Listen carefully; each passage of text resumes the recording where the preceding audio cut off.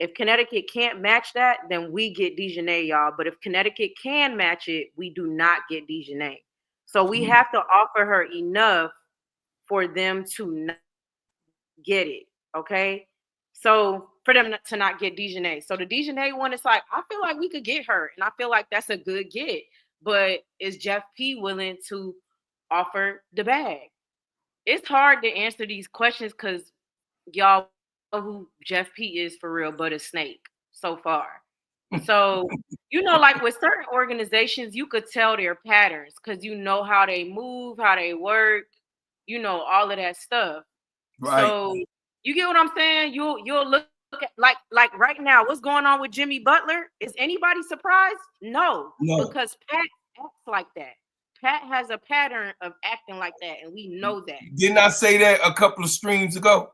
Right. Do you remember when I say Paglia moving like Pat Riley? Do you remember that? Oh, you did? Okay. So you feel like that's who he moves like? That's who he moved like. Remember, I said that on KSAP. I say he kind of remind me of Pat Riley on how he gives deception. He gives deception on the things that he does, and he might look like he's going to do one thing, but then he end up doing another thing. You got what I'm saying? So he's kind of he's kind of like he's very disrespectful. Yeah, he is. He's very disrespectful. You got what I'm saying? And Pagliosha is so disrespectful to the Chicago Sky Nation. Mm-hmm. Is that we was up? Do you remember last week, Key? Yeah. It was hot. I mean, I was hot. I was exhausted. Every conversation was heated. I mean, Pat Riley has that thing going on, and he's always had that going on in Miami. He's had it going on in New York. They got him up out of there. He walked away. He walked away from LA when Madge was gone. He really was like, him and Bus didn't get along in the first place, right? Because Bus didn't want, she didn't think that he qualified either. She didn't think that he was qualified to come in and run the coaching staff like he did. And he, she felt like he always was very just lucky. You got what I'm saying? Miss Bus is. Dr. Bus loved him, but Miss Bus, the daughter, Jenny, she just thought that he was just lucky. You know what I'm saying? She didn't think he was a hell of a coach. She think that Madge and Kareem did the production, and then you had young James Worthy that came in and did his thing, and then of course Michael Cooper was like how I am. I'm 10 toes down. You know what you gonna get from Michael Cooper. He is and was what he was, a defensive threat, and he gonna get you a bucket here or there. Whenever you need it, he'll be able to deliver it. You know what I'm saying? That was Michael Cooper and what he was solid on. That's why he lasted all those years like he did. It says King Pisces Nation say, I like Miss Key's energy, and every time she comes up on the channel, she gives a very unique perspective. Something different. It's refreshing. I love the woman talking sports. Yes. I appreciate that. I appreciate that, King Pisces, Nathan. Thank you so much. I really do. I don't take for granted when y'all are so kind with your words. It means a lot to me. So thank you so much. Yes. But I mean, okay, so in free agency, that's all I really got. Maybe you do get a couple people who are willing to come off of the bench. But I just don't think with this 1 year thing, people are rushing to come to Chicago for 1 year. That's what I will say. Now we see the deal, unfortunately. I wasn't, gung-ho on it, but it's still unfortunate that the deal with Jewell Loyd looks like it's falling apart. Any constable reported that. So now you see where we're at. But this is this is we're not gonna get, because you know I'm gonna stick to what you asked me. Who do you think we'll get? My point is saying, like I've been saying, we don't like this. Yeah, like I know we are putting out bets for them to do stuff, and when I say bets, not actually betting money, but like, oh, I know they gonna do this or they gonna do that. With the Chicago Sky, I cannot say that about nothing because you just don't know what they're going to do.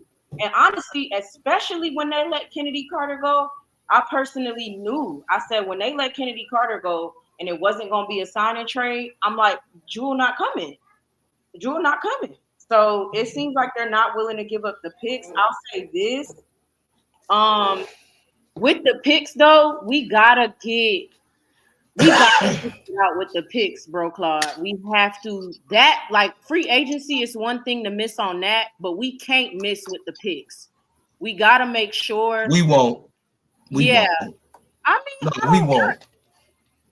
We won't. I don't have the faith that you have, sir. I don't have the faith that we won't.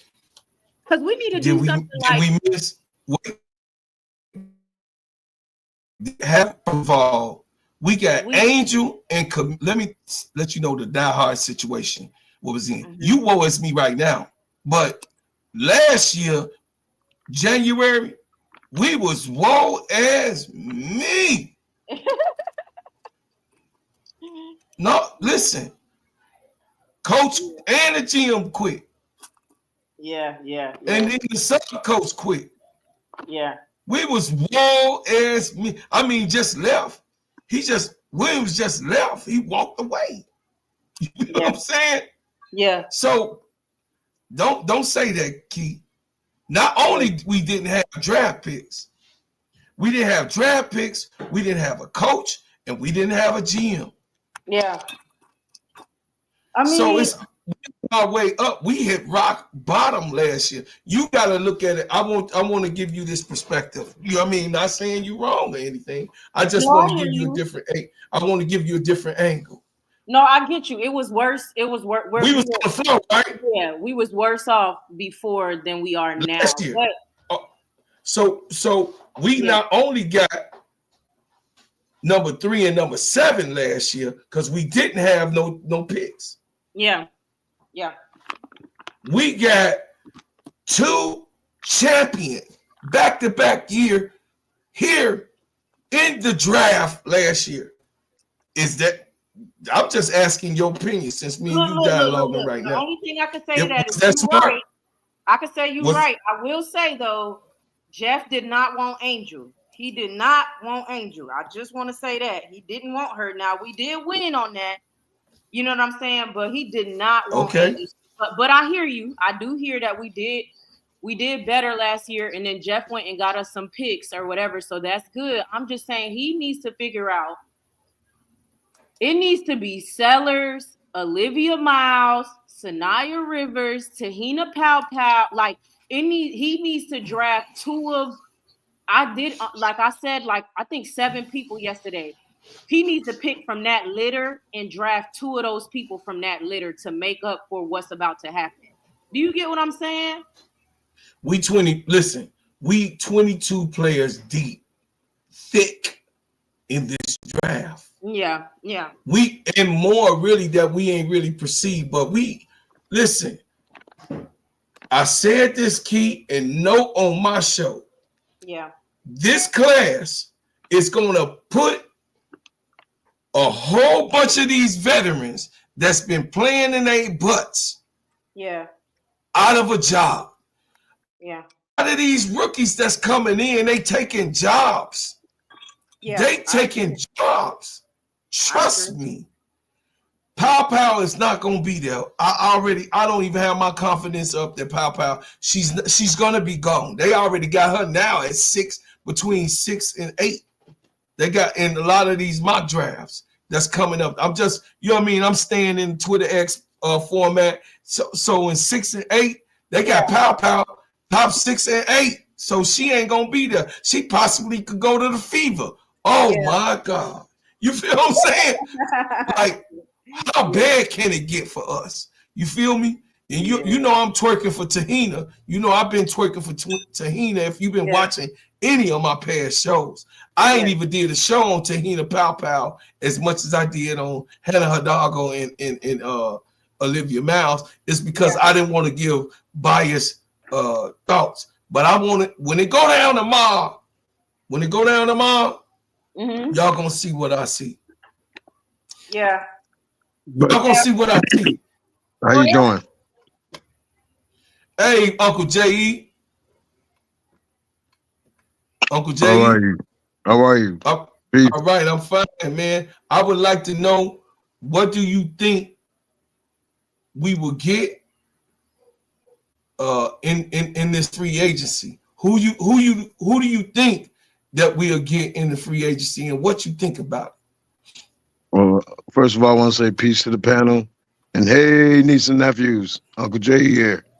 Yes, sir. But and I appreciate you having me on. You know, give me a chance to speak. You know, I love you too, man. Appreciate your hustle and everything too. I watch you. I got my eyes on you. I know how it is. Go door to door, be out there. I used to sell oils and incense on the street. They don't know nothing about that when you got to go get it, you know? Oh, you got to go get it every day? Every day. It's just, today was my day off. Go ahead. But as far as the Chicago Sky, like, I agree with something you said earlier. I think they're being more decisive in the decision, but we still don't know where they're going. But they made a decision to let Carter go. But I thought they had a backup plan. So I was assured that they had something set up at least with Jewell, Loyd, but now I'm hearing that deal fell through. So now we're back at square one. That they didn't have no backup plan. I think Key was I didn't see no information yet, so I can't say yes or no. You know what I mean? Yeah. So, but we need this draft. We don't need to get rid of our picks. We need to shore up our shooting guard position and our wing position. We do have a wing for now, but we can get better at those positions. And we need to take the best free agent that's available, you know what I mean, to shore our bench up. Because last year our bench was terrible. It was one game, our bench scored 0 points. So we just need a stable bench and someone to back up our core group, which is Angel and Camilla. But I appreciate what Jeff is doing. You know, I mean, sometimes you got to make tough decisions when you're GM, boss, or whatever, you know. And if a person doesn't fit your plan or your vision, you have to let them go. You know what I mean? It's unfortunate that she had to be let go, but this is where we are. Yes, sir. Well, I feel that at the end of the day, we have to understand that it's a lot of corn to plow. That's an old school term. You know what I'm saying, Uncle J.E.? It's a lot of corn to plow. And at the end of the day, we have to understand that we have to have solid scoring, which we gave up. I didn't answer your second part. Go ahead. Who do I think we'll get? I don't think we're gonna get no big names. I think we're gonna probably end up with somebody like Nurse or Clark or someone in that level of play. I don't think we're gonna get a big name this year, and I wouldn't look forward to it if we're Sky fans. But Nurse will be decent. She's a liability on defense. But she can, if our rookies that we might get from the draft, she can help them and train them. You know what I mean? Teach them how to be pros, regiment, stuff like that. But I don't think we're going to get a big name from the draft this year. Thank you. From the draft, Uncle J.E., you don't think we'll get no, I mean from the free agency. Oh, I'm sorry. Okay. Free agency. I was going to say damn.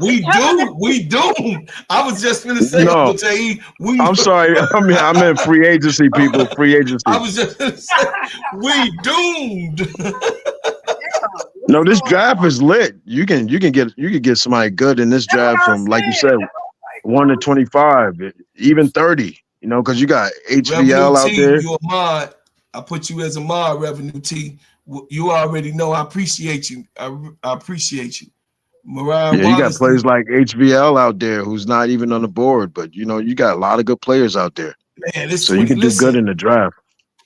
I just told the chat and yourself, I said we could really go to 22 solid production. I don't think we got any second or third round picks. Unfortunately, we only got 2 first rounds. I think no. I think we do got a third round pick. I think we got a third round pick. No, I think we gave up our third. I think we gave it up. Oh, we gave it up. God. Yep. Brooklyn checked because I was like, "Don't we got a third?" And he checked and he was like, "Nah, we don't got a third." I'm like, "Damn." That's what I'm talking about. See, Key, look at where we was last year. You gotta understand where we was last year. We was on the flow. When I say flow, we was on the flow, and it was disgusting. We was on the floor. Bro, Claude, we didn't have no picks for this year until we traded Mabry. Yeah, but that's what Williams did. The GM that walked out, he did this to us. Jeff P didn't do this to us. Jeff P inherited this. I don't feel like Jeff P did this to us, right? Like that's not my thought process at all. I'm not. That's like how people think that, I ain't even finna bring politics up, but people be thinking the newer president that did what the old president did. And it's like, no. But I don't think this is Jeff P's fault necessarily, right? Like, that's not what I'm saying. But what I'm saying is it's like the whole organization, it's like we're struggling to have 2 feet to stand on. You know what I mean? Like this year, next year, we literally need to build a rapport so that when 2026 comes and shit blow up, people want to come to us. So we need to show, we got to put together a solid year with a solid front where we look like we make some type of sense and people are not bashing our organization or anything like that. So people go, okay, maybe we'll give them another shot and help Angel and Camilla to this championship because we're damn sure not getting it next year. Hopefully we'll be playoff contenders. I think we will be, but we got to make like a couple right moves. If you get what I'm saying, we don't got to knock it out the park. We just got to make a couple right moves. Who, Key? Who, Key? That's what I was. Yesterday, when I went through it yesterday, I wouldn't mind a Tina Charles. I wouldn't mind a Kia Nurse even coming off of the bench or something like that. I don't hate Courtney Vandersloot if we draft a PG. You know what I'm saying? As long as we draft like a Sellers or Olivia Miles, I don't hate Courtney Vandersloot. Like, I'm cool with that. I like Tiffany Hayes, but it seems like she'd probably rather stay in Vegas, but I like Tiffany Hayes. So I like Odyssey Sims, so there's people out there for us to put together a playoff contending season at the very least. So I would have. My voice is crazy right now, but I would have did.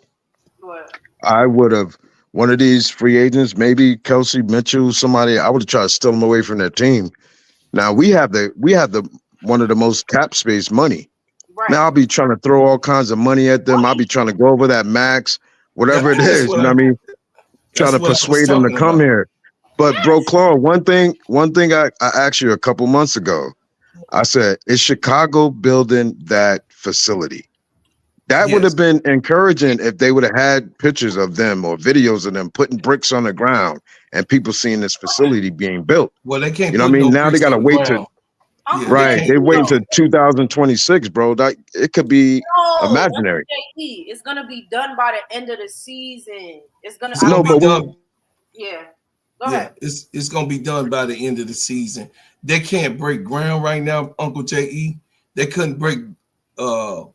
The deal got settled about that we was getting the facility around the end of October, right? So that's when it's wintertime in Chicago, bro. It's cold. Bro, I'm in New York. They build buildings in New York in the winter. But this is a different city. This is not New York. This is a different city. And then New York do not have the wind trajectory. It's a different weather here, bro. That. They don't call it the Windy City for nothing. That's why a lot of buildings have to get coated, and a special steel has to be done here in Chicago than anywhere in the whole country. Right here in the city of Chicago on Lake Michigan. So you know that. I mean, I know you know that. So the difference is, and then Chicago is a different city than New York. It's different policies, different places and spaces for different things. So I'm just saying they don't be letting people break ground like that in Chicago. If you get a permit, you know, Nathan, brother Nathan can and sister Patricia, they will bear witness that it takes a lot to even get a permit to actually do, you know what I mean, cleaning on buildings in the wintertime. You got what I'm saying? Because how right now, bro, it's like it's below, it's like 4 degrees right now in Chicago right now. Who outside doing something, man? I ain't outside. Yeah, it's cold here. I ain't outside either. You're right. Okay, so what I'm saying, ain't nobody, you got to keep it real. You get what I'm saying? So when we keeping it real, they understand the dynamics of building. You understand? They understand the dynamics of what we have to do, Uncle J.E. So, but bro, Claude, so are we going back to this rec center? For this season, yeah, Uncle J.E. Yes. They could at least upgrade that. They could get a. They have already rent a place. They already been doing that. Key, I want you to know that too. They have already been they already renovating the rec center. They already doing it. They already started on that. So it's not gonna look like when Angel walked up in that was so bad. That high school, that was bad. That was embarrassing. That was so embarrassing. Bad, y'all. I was very embarrassed. It's like, so damn, Chicago, that's all we got. She's so humble. She humble. She was just so sweet about it. And I'm looking at it at home. And I'm like, this is not good. Like, what is going on? They got Angel Reese in this damn gym. I thought that was so crazy, bro, Claude. I was like, what is this? I'm like, she was very humble. And that's why I tell everybody,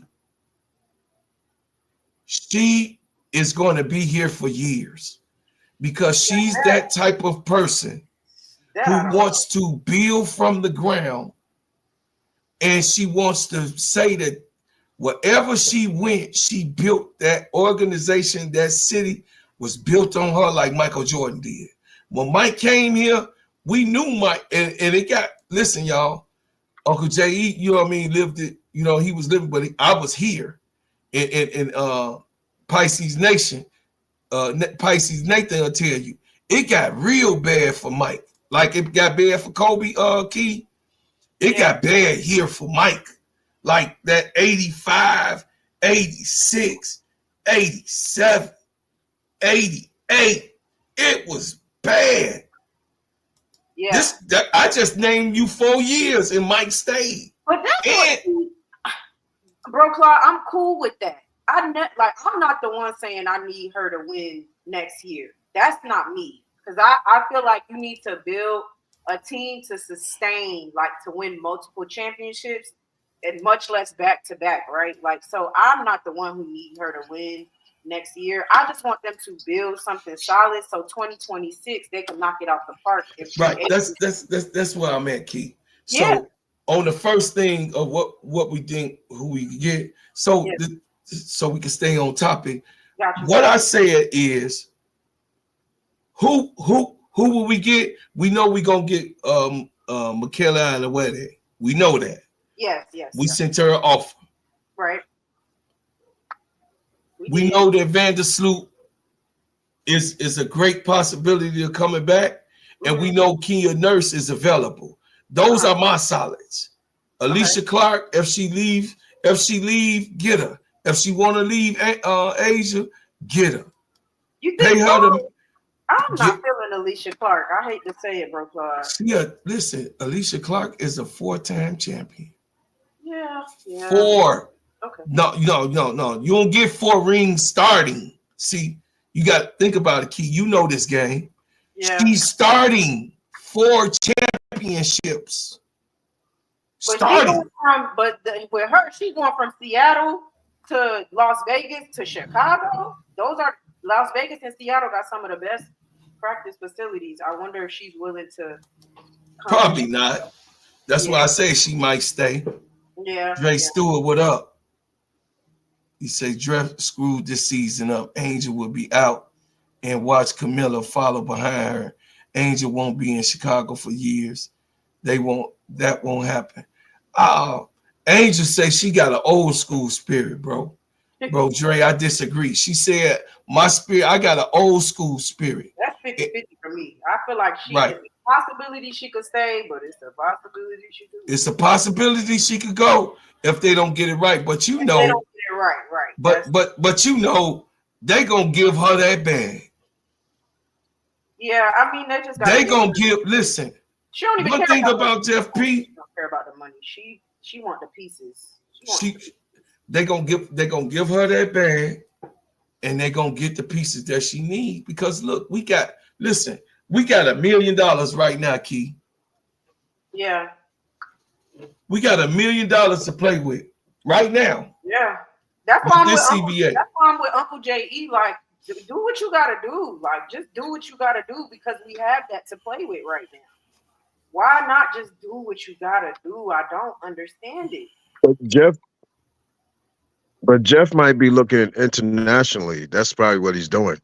He's probably trying to build a team, like get a Feevich or something like that, because he has to have a plan. Because you let Kennedy go, so I don't think he's just doing that unknowingly. Like he doesn't have a backup plan or something like that. Because the draft, you're getting rookies. They have to get adjusted. Yeah. They have to learn the game. Yeah. It's different from college. You know what I mean? It might take them a couple of years to readjust. So he has to have someone in mind that he's going after. You know what I mean? But I don't think Plum will leave either. Because she's so used to many. She ain't. She might. No, she might. Facility and all that stuff. That's her and Tyler Marsh are very, very. She said this. Her and Tyler Marsh are very, very close. Yeah, I think she might. I think she got butt hurt. She said she was butt hurt when he left. She literally cried. You got what I'm saying? When she left. Hog Boss 337 said, "What are y'all thoughts on the Aces getting Brittany Griner and Loyd? They're gonna win." I don't really. Hey, that's not. They're gonna win. I love Asia Down. I love Asia Wilson. She's the best woman player, but that's not my team, so I don't think nothing about it. Right, they gonna win. I mean, I really ain't. And then somebody asked about Wimby got a sister named Eve. That's what Hog Boss had put in. He said her sister named. I ain't seen the Hog Boss. I ain't seen her. But you right, Dre Stewart. You right, Dre. She could. I mean, who wouldn't want to leave when they feel like the boss is not doing the job? I mean, I feel like this is what I think. I feel like Uncle J.E.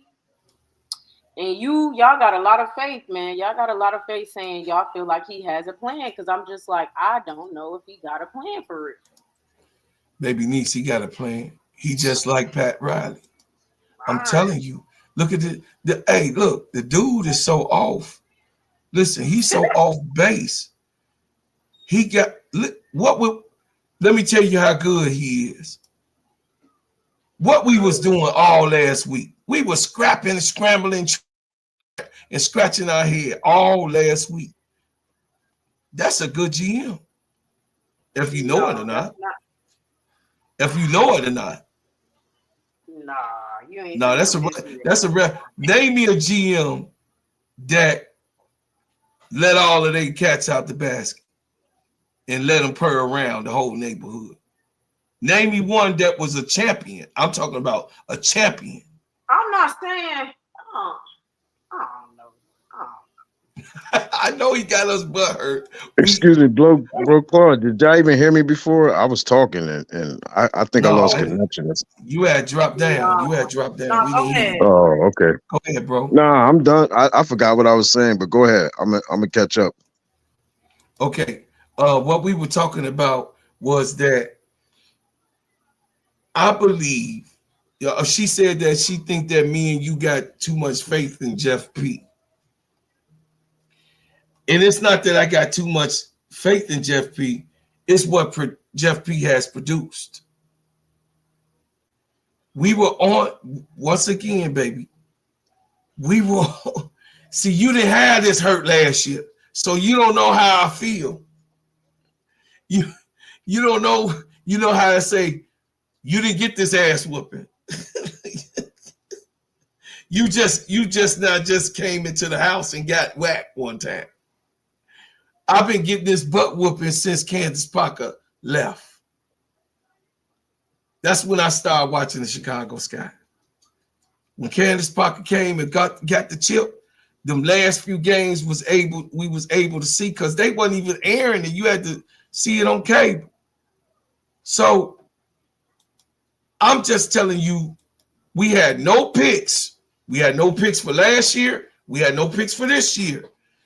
Our GM walked out, who was our coach. Our GM became our coach. I mean, our coach became our GM. He hired a partial coach, and he walked away. and we were left with nothing. The house came tumbling down.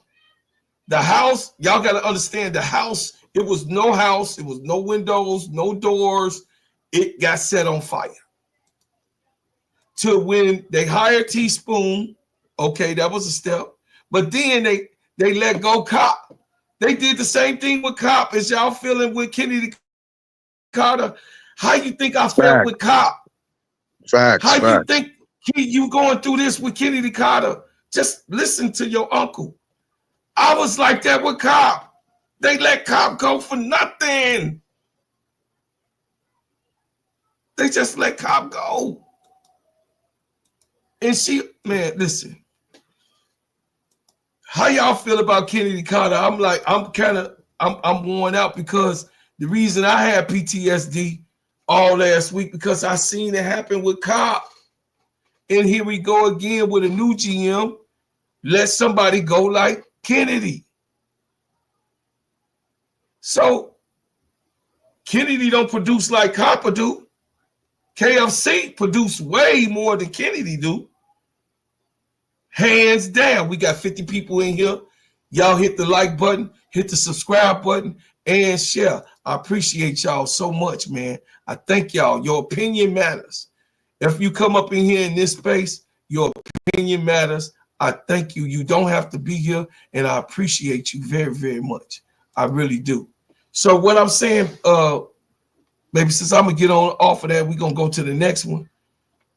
I just seen KFC get released for nothing. And now I'm going through the experience with another GM, let Kennedy Carter go for nothing. Like God, dog. Do y'all know we had KFC? Do y'all know that we had Cop? Do y'all realize we had Cop? And they let her go for nothing. For nothing. We got nothing. So I'm done with that part. It says, what will we gain this year?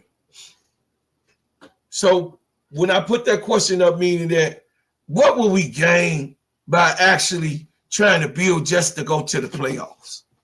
What do we gain, Key? I would like to hear what your thoughts on that, though. That's why I put it up there.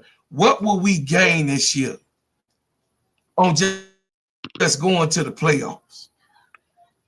I think if we make it to the playoffs and we make it to either the first round, second round, something like that, what will we gain? I think we gain the leverage in the 2026 year for some of the world's biggest stars in the WNBA to want to come and play for us. If we can make it to the playoffs, be contenders, at the very least, again, like I said, show a united front, pretty up our image. I think in 2026, we'll have a lot to play with. And people will want to come and help us get over the hump. So I think that's what we could gain if we make it to the playoffs. That's my thoughts. Uncle J. Well, we can gain experience and hopefully camaraderie, but since the cap space is going up and most people are going to be on 1-year contract, we probably won't gain any camaraderie. But hopefully we could build a core. But we could gain a lot from just going to the playoffs. Sister Keisha, you in here. Sister Keisha, I want to do 2 parts of the question. Okay. Because I'm very interested. You know, I love your mind, just like I love Keith. So from an OG perspective, tell me, who do you think we will get? Because Jewell Loyd is now off the table. Mm-hmm. I heard Who do that. you think we will get? And who do you think that will make a difference with us in the free agency? Who is it at this point? I'm almost.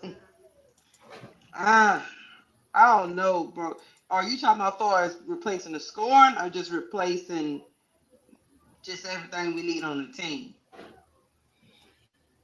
What are you saying? Who do you think that we will get? So you see who I got up top. These are my people that I like.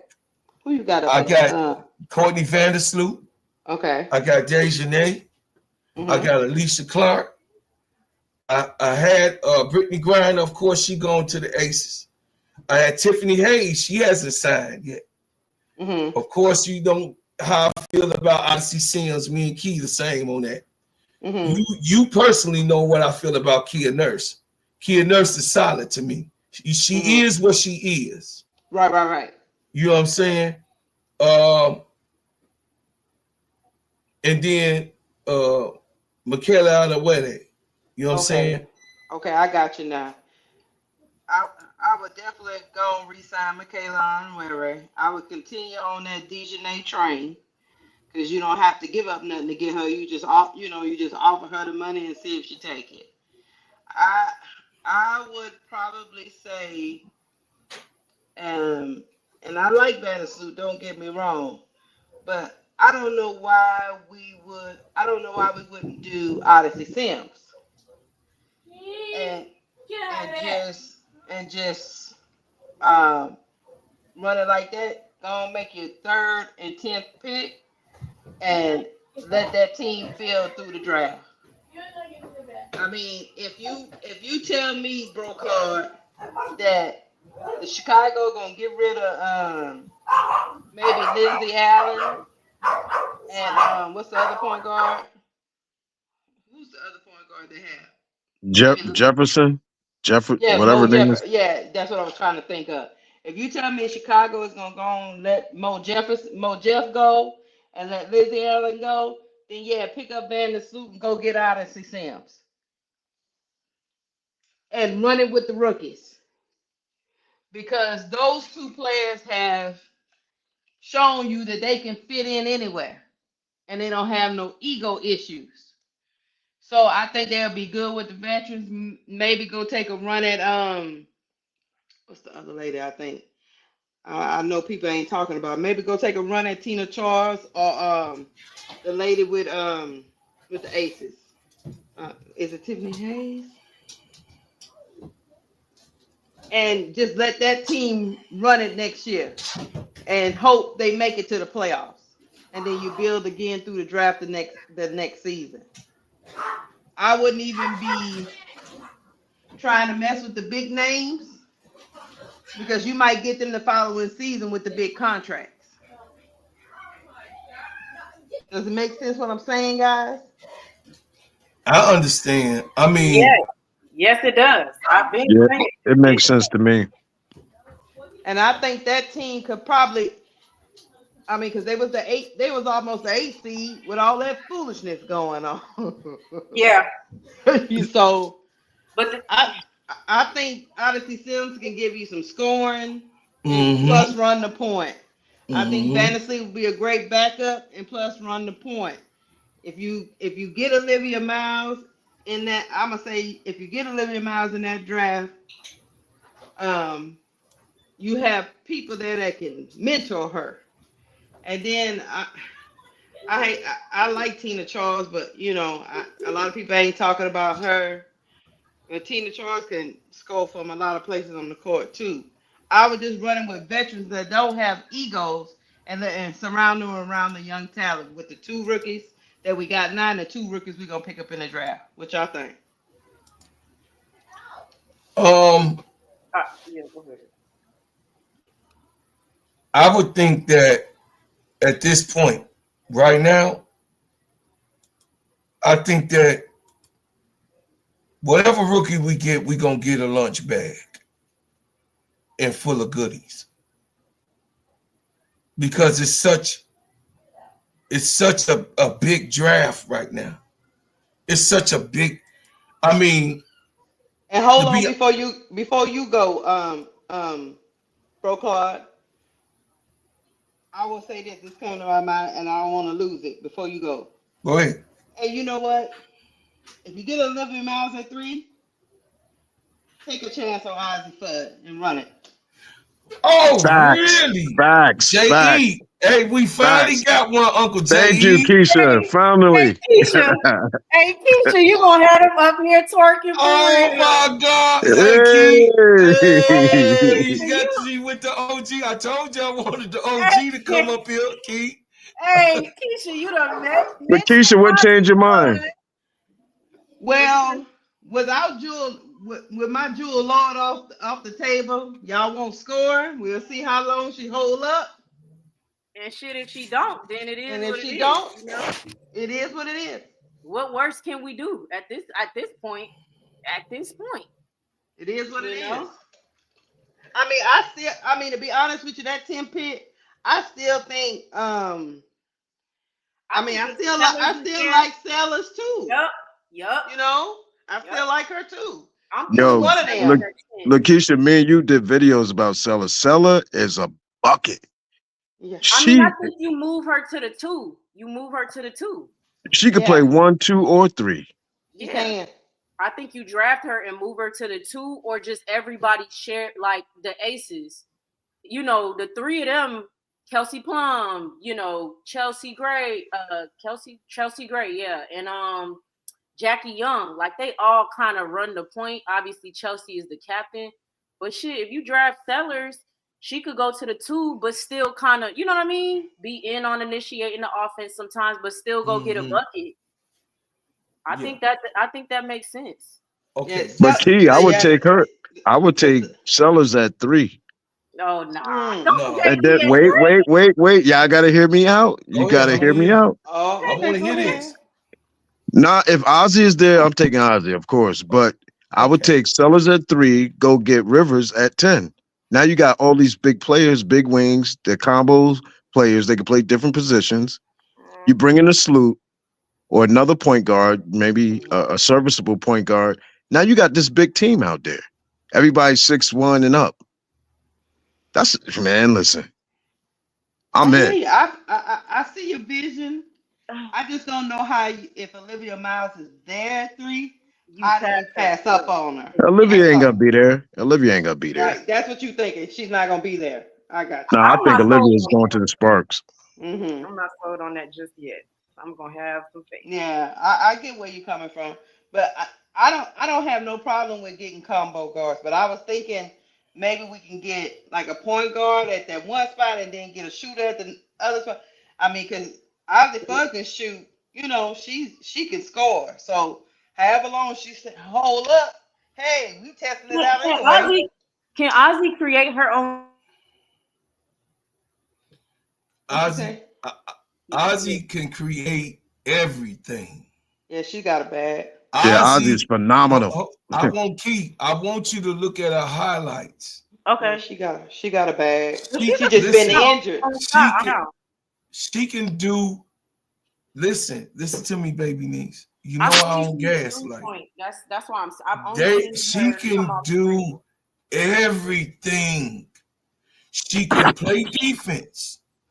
lockdown defense, not just defense. Okay, she not okay. Even hurt, she plays lockdown defense. She can play lockdown defense.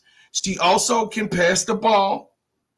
She's not a great vision. She don't have the vision that Paige and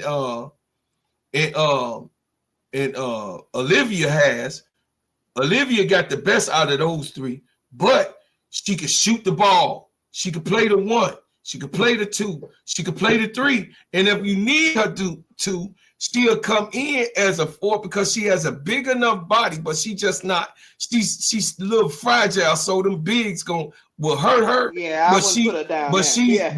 But I'm just saying, I'm just letting Key know that she's a unicorn like that. She's a unicorn. Like Knockdown Jay. If you seen her last night, I mean, knockdown.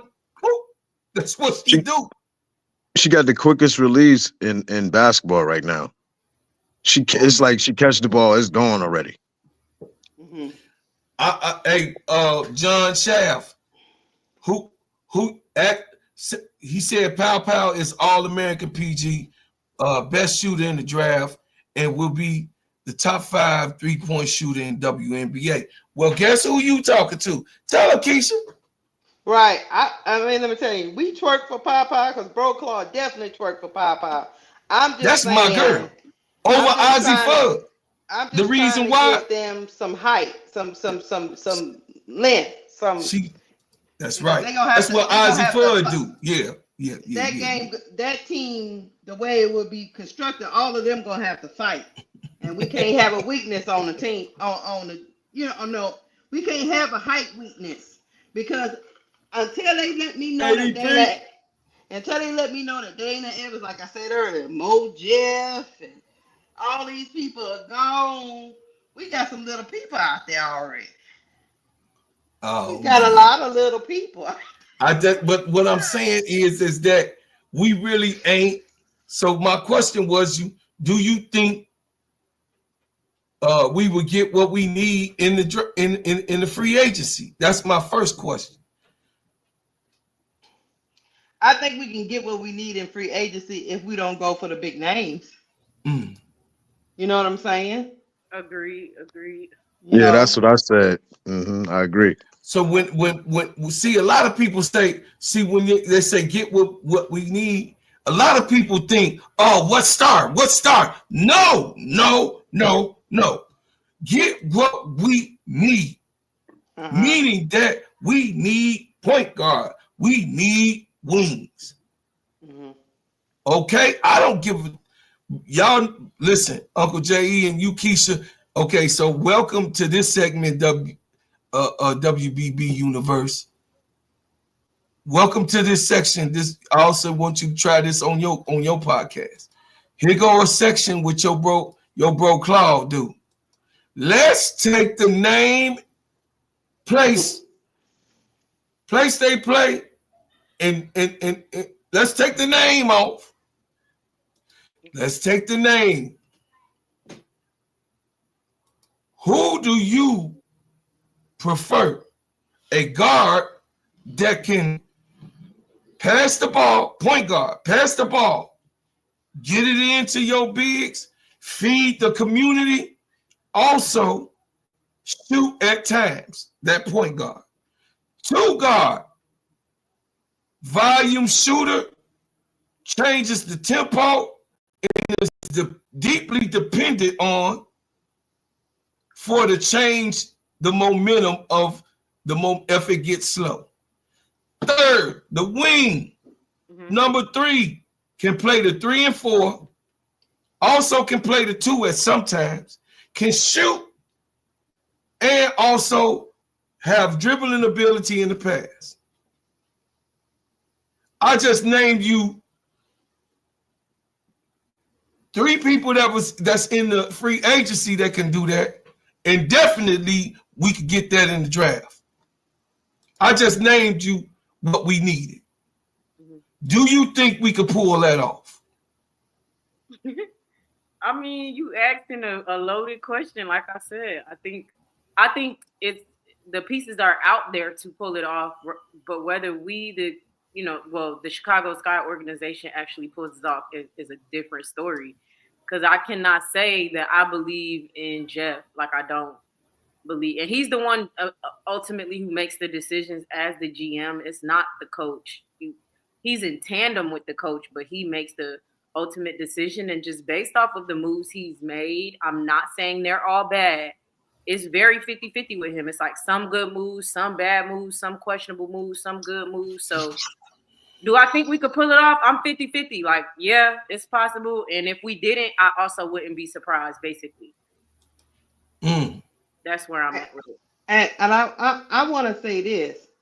Guys, if Olivia is not there at 3, there's still some good players at 3.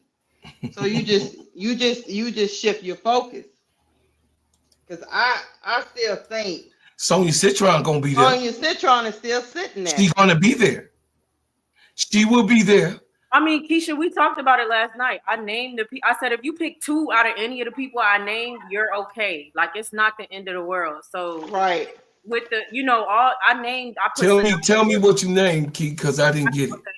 I said Olivia Miles, Sonya Citron, Pow Pow, Sanaya Rivers, Sellers. I think Ozzy Fudd. And I think that it was 6 or 7 people, and I was like, "Shit, just pick 2 out of them, and you're gonna be all right." Like at 3, at 3, either one. I'm not even finna do that no more because that shit make people head hurt. Yeah, we just put them all in the bucket. Me and Keith. Yeah, I remember that conversation. We got a 3rd and a 10th pick. Figure out how you're gonna pick 2 out of those. Like, that's it. I don't care whatever. Just pick. Out of those players, pick 2 out of them. Nobody else, though. I'm sorry, nobody else. 2 out of those 6 to 7 players, and I think we'll be all right. And guess what, guys? That's gonna give Tyler Marsh the grace to develop. He's not gonna be to develop these players. He's not gonna be pressured because all of them young. I'm just hoping that in free agency we can get some veterans that don't have egos that can guide this young team. You see what I'm saying? John Shaft, listen, Sister Key. Kind of like an OKC kind of thing. We just need somebody to guide them. Listen, hear me out, Sister Keisha. John Shaft is kind of cut from me and Uncle J, because look at who he got there. They got mad at me and said what I said about Nisha.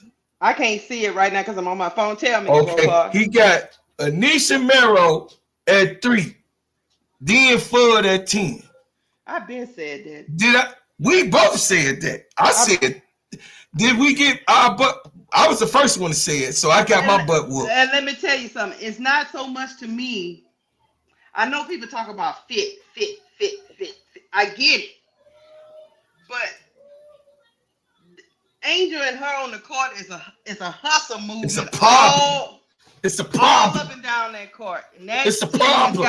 That team next year has got to be scrappy. But that's she already know Nisha Merrow. She already familiar with her. She trained with her, and she trained Nisha. She liked Nisha Merrow. They get along. And she played good defense. Is from Chicago. She gonna play hard because she at the crib. So I know y'all really don't care about Chicago players. I like Anissa Morrow. I love her. She has a similar motor to Angel, all of that good stuff. The only thing with her is like, are we gonna put her to the 3 or like what we gonna do? 3, definitely 3-4. I said, remember when I said she can't play the 3. She can't play the 3. She has no handles. You taking the ball out of Carmelo's hand. I get it. Wait, stop. I gotta stop my take because I disagree. No, Keisha, I want Keisha to stop. I want you to say what you said. I want Keisha to stop. I'm sorry. Sorry. I want you to say what you were saying, Uncle J. I'm saying she cannot be a 3 because she can't handle the ball. Now you're pushing Carmella. You're taking the ball out of Carmella's hand. Her touches. Her and Angel play the same position. So I don't know how she's gonna fit that team. I think Mara will be better on the Fever. She would fit perfectly over there. She could be their dog. She could be their glue player, the player that's gonna get all the rebounds and do all the dirty work. But we have Angel already. We don't need Angel Jr. I mean, to And come that's off the bench, Uncle J.E. for nah. Angel, to give her some rest minutes. No. She should be starting somewhere. Yeah, that's a fair assessment. That's where we differ a little bit. I beg to differ. I think she can play the 3. That's what we differ. I beg to differ. I just wanted him to get it out. Go ahead, Keisha, you go. Yeah, and then I'm gonna go. Differ. I think she can play the 3 and be developed into the 3. I wholeheartedly believe that. But I understand if nobody don't believe that with me. But I believe she can play the 3. No, I mean, I'm at. I don't have an issue. I never said that about Anissa Monroe. I just don't think she'll be there. I think she's gonna get scooped up quick. But I don't think it's impossible. Is my point. It's one of those things. It would take time. It would take time. That's what I think. But why develop a player when you got like 10, 15 wings in this draft? Why I got to go get a player and develop her 2, 3, 4 years, 5 years? Because all of them have to be developed. Nah, you got wings already in this draft. Who don't have to be developed? Centron is a wing. Sellers is a wing. You think Centron Rivers is a wing. You think she's gonna be WNBA ready? They ready already. Okay. Morrow is a power forward. She has to change her whole mindset and everything, how she plays and everything, and develop another play style. That takes years to do that. Uncle J.E., when she was at DePaul, what was she at DePaul? Was she? I didn't see her at DePaul. I'm sorry. She was a 3-4. 3-4. She was playing 3-4. She right here. My son, he's an alumni. Yeah, I'm trying to tell y'all. Morrow ain't got no hand. Morrow came dribbled 2 feet. Can I do my take now? Go ahead, bro. Yeah, I don't know what Uncle J.E. talking about. Uncle J.E. You know that's my team. Keisha, you know that's my team too. I don't know about 2 feet. Wait, I don't know if it's your team because it seemed to me the last game that she played. Listen. It seemed, I'm just finna break it down. Did you see her go coast to coast 2 times in a row? Bring the ball up, rebound, put it on the floor, and score twice. Just the last game they just played. She did it twice in that game. The game before, she ran the point, set it up, gave it to Fly J. Fly J hit the 3 in the corner. And then also she played a 3-1 when she set up Gilbert for that last shot 2 weeks in a row. That was her pass. That was Nisha Monroe. Bro, Chloe, what I see with Morrow, every time she put in the left hand, she loses it. Oh you yeah, can look because it she's not. You 1000% right. Do she need more dribbling ability? Fine, and I get what you're saying. Why choose her? And she got certain things that she lacking. But that's the one same thing she don't. No, I'm not saying that. I'm saying she has a problem too with her handles. That's no, right. I don't. Y'all sold on Central. I'm not completely sold on Central. Nah, Citron is not as bad as y'all. Like she's not. I'm not in there. Citron is the role player. I didn't say she was bad. I just I'm not saying she's bad. As far as the handles, I didn't say she was bad. She has. I didn't say she was bad. She has better handles than Anissa Monroe for sure. Okay. She's a guard. She's a guard wing. She's supposed to have that. But Morrow has been playing the 4. She plays like a big man. In order to change her mentality, you have to retrain her how to play again. So you know what's interesting about this conversation? Everybody talks about how Angel can be retrained, but nobody else can be. But ma'am, Lakeisha, Angel played guard already. She was playing guard all the way. So Nisha did for high school. But understand, Angel was playing guard all the way up into Maryland college. Yes. Okay. Kim Mulkey put her under the rim. Yes. So Angel would have. So Angel still has that guard tendency. So did Kim Mulkey do to Anissa Monroe? No, Morrow was over here. Anissa Monroe ain't supposed to be. Hey y'all, listen, we got Mo 3 up here. Mo 3, okay. So this is my main man, Mo 3. Mo 3, you the sniper of everything. So give us, you already know my main man. What do you think we will get? What do you think we will get? And Mo 3. Who do you think we gonna get in the draft? I mean, in the free agency. And what do you think I mean, we gonna get out of it? I don't know, man. I don't know. Jeff P is, I don't know. Jeff P is a toss up with Jeff P. But you say I'm your main man. I don't know if you're gonna feel that way after my take. That's all right. Go ahead. You got, man.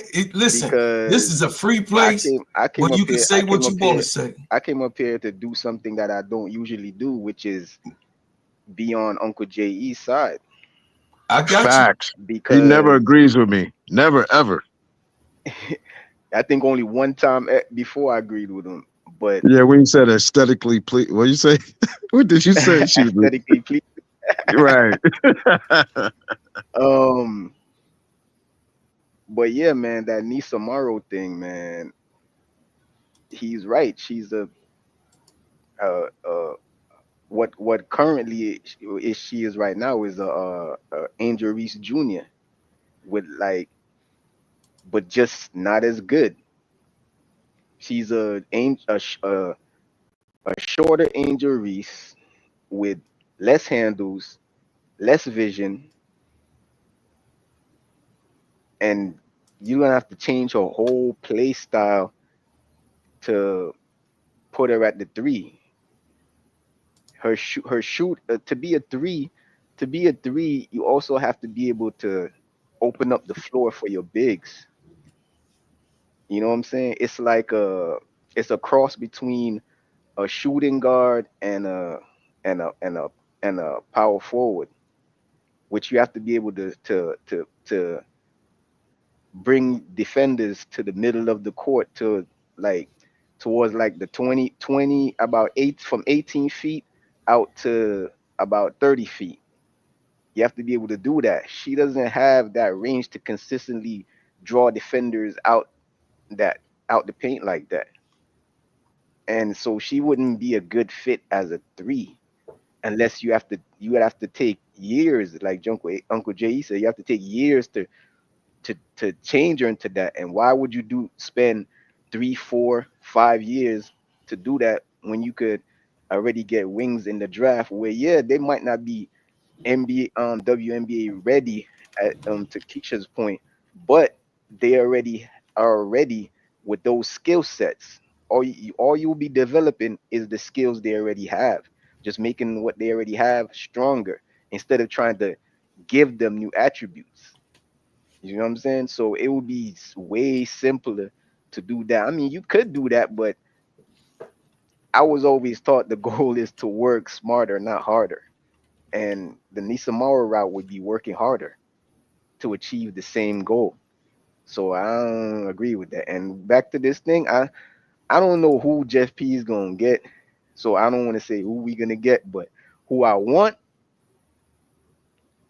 I do want Vandersloot because just like I said yesterday, I feel like I've always felt like the Sky, and I always wanted the Sky to get Olivia. Well, until that one time I had that lapse of judgment when I let Zoe trick me into thinking Citron was the better pick for 3. But then I quickly came to my senses and I'm back on the Olivia Mines train. But I think that they really think they're getting Olivia, either Olivia or Sellers. I think they really feel like they're getting one of the two, and they need someone like Vandersloot to help develop them. And then I would love Dejanay to come over for the defense.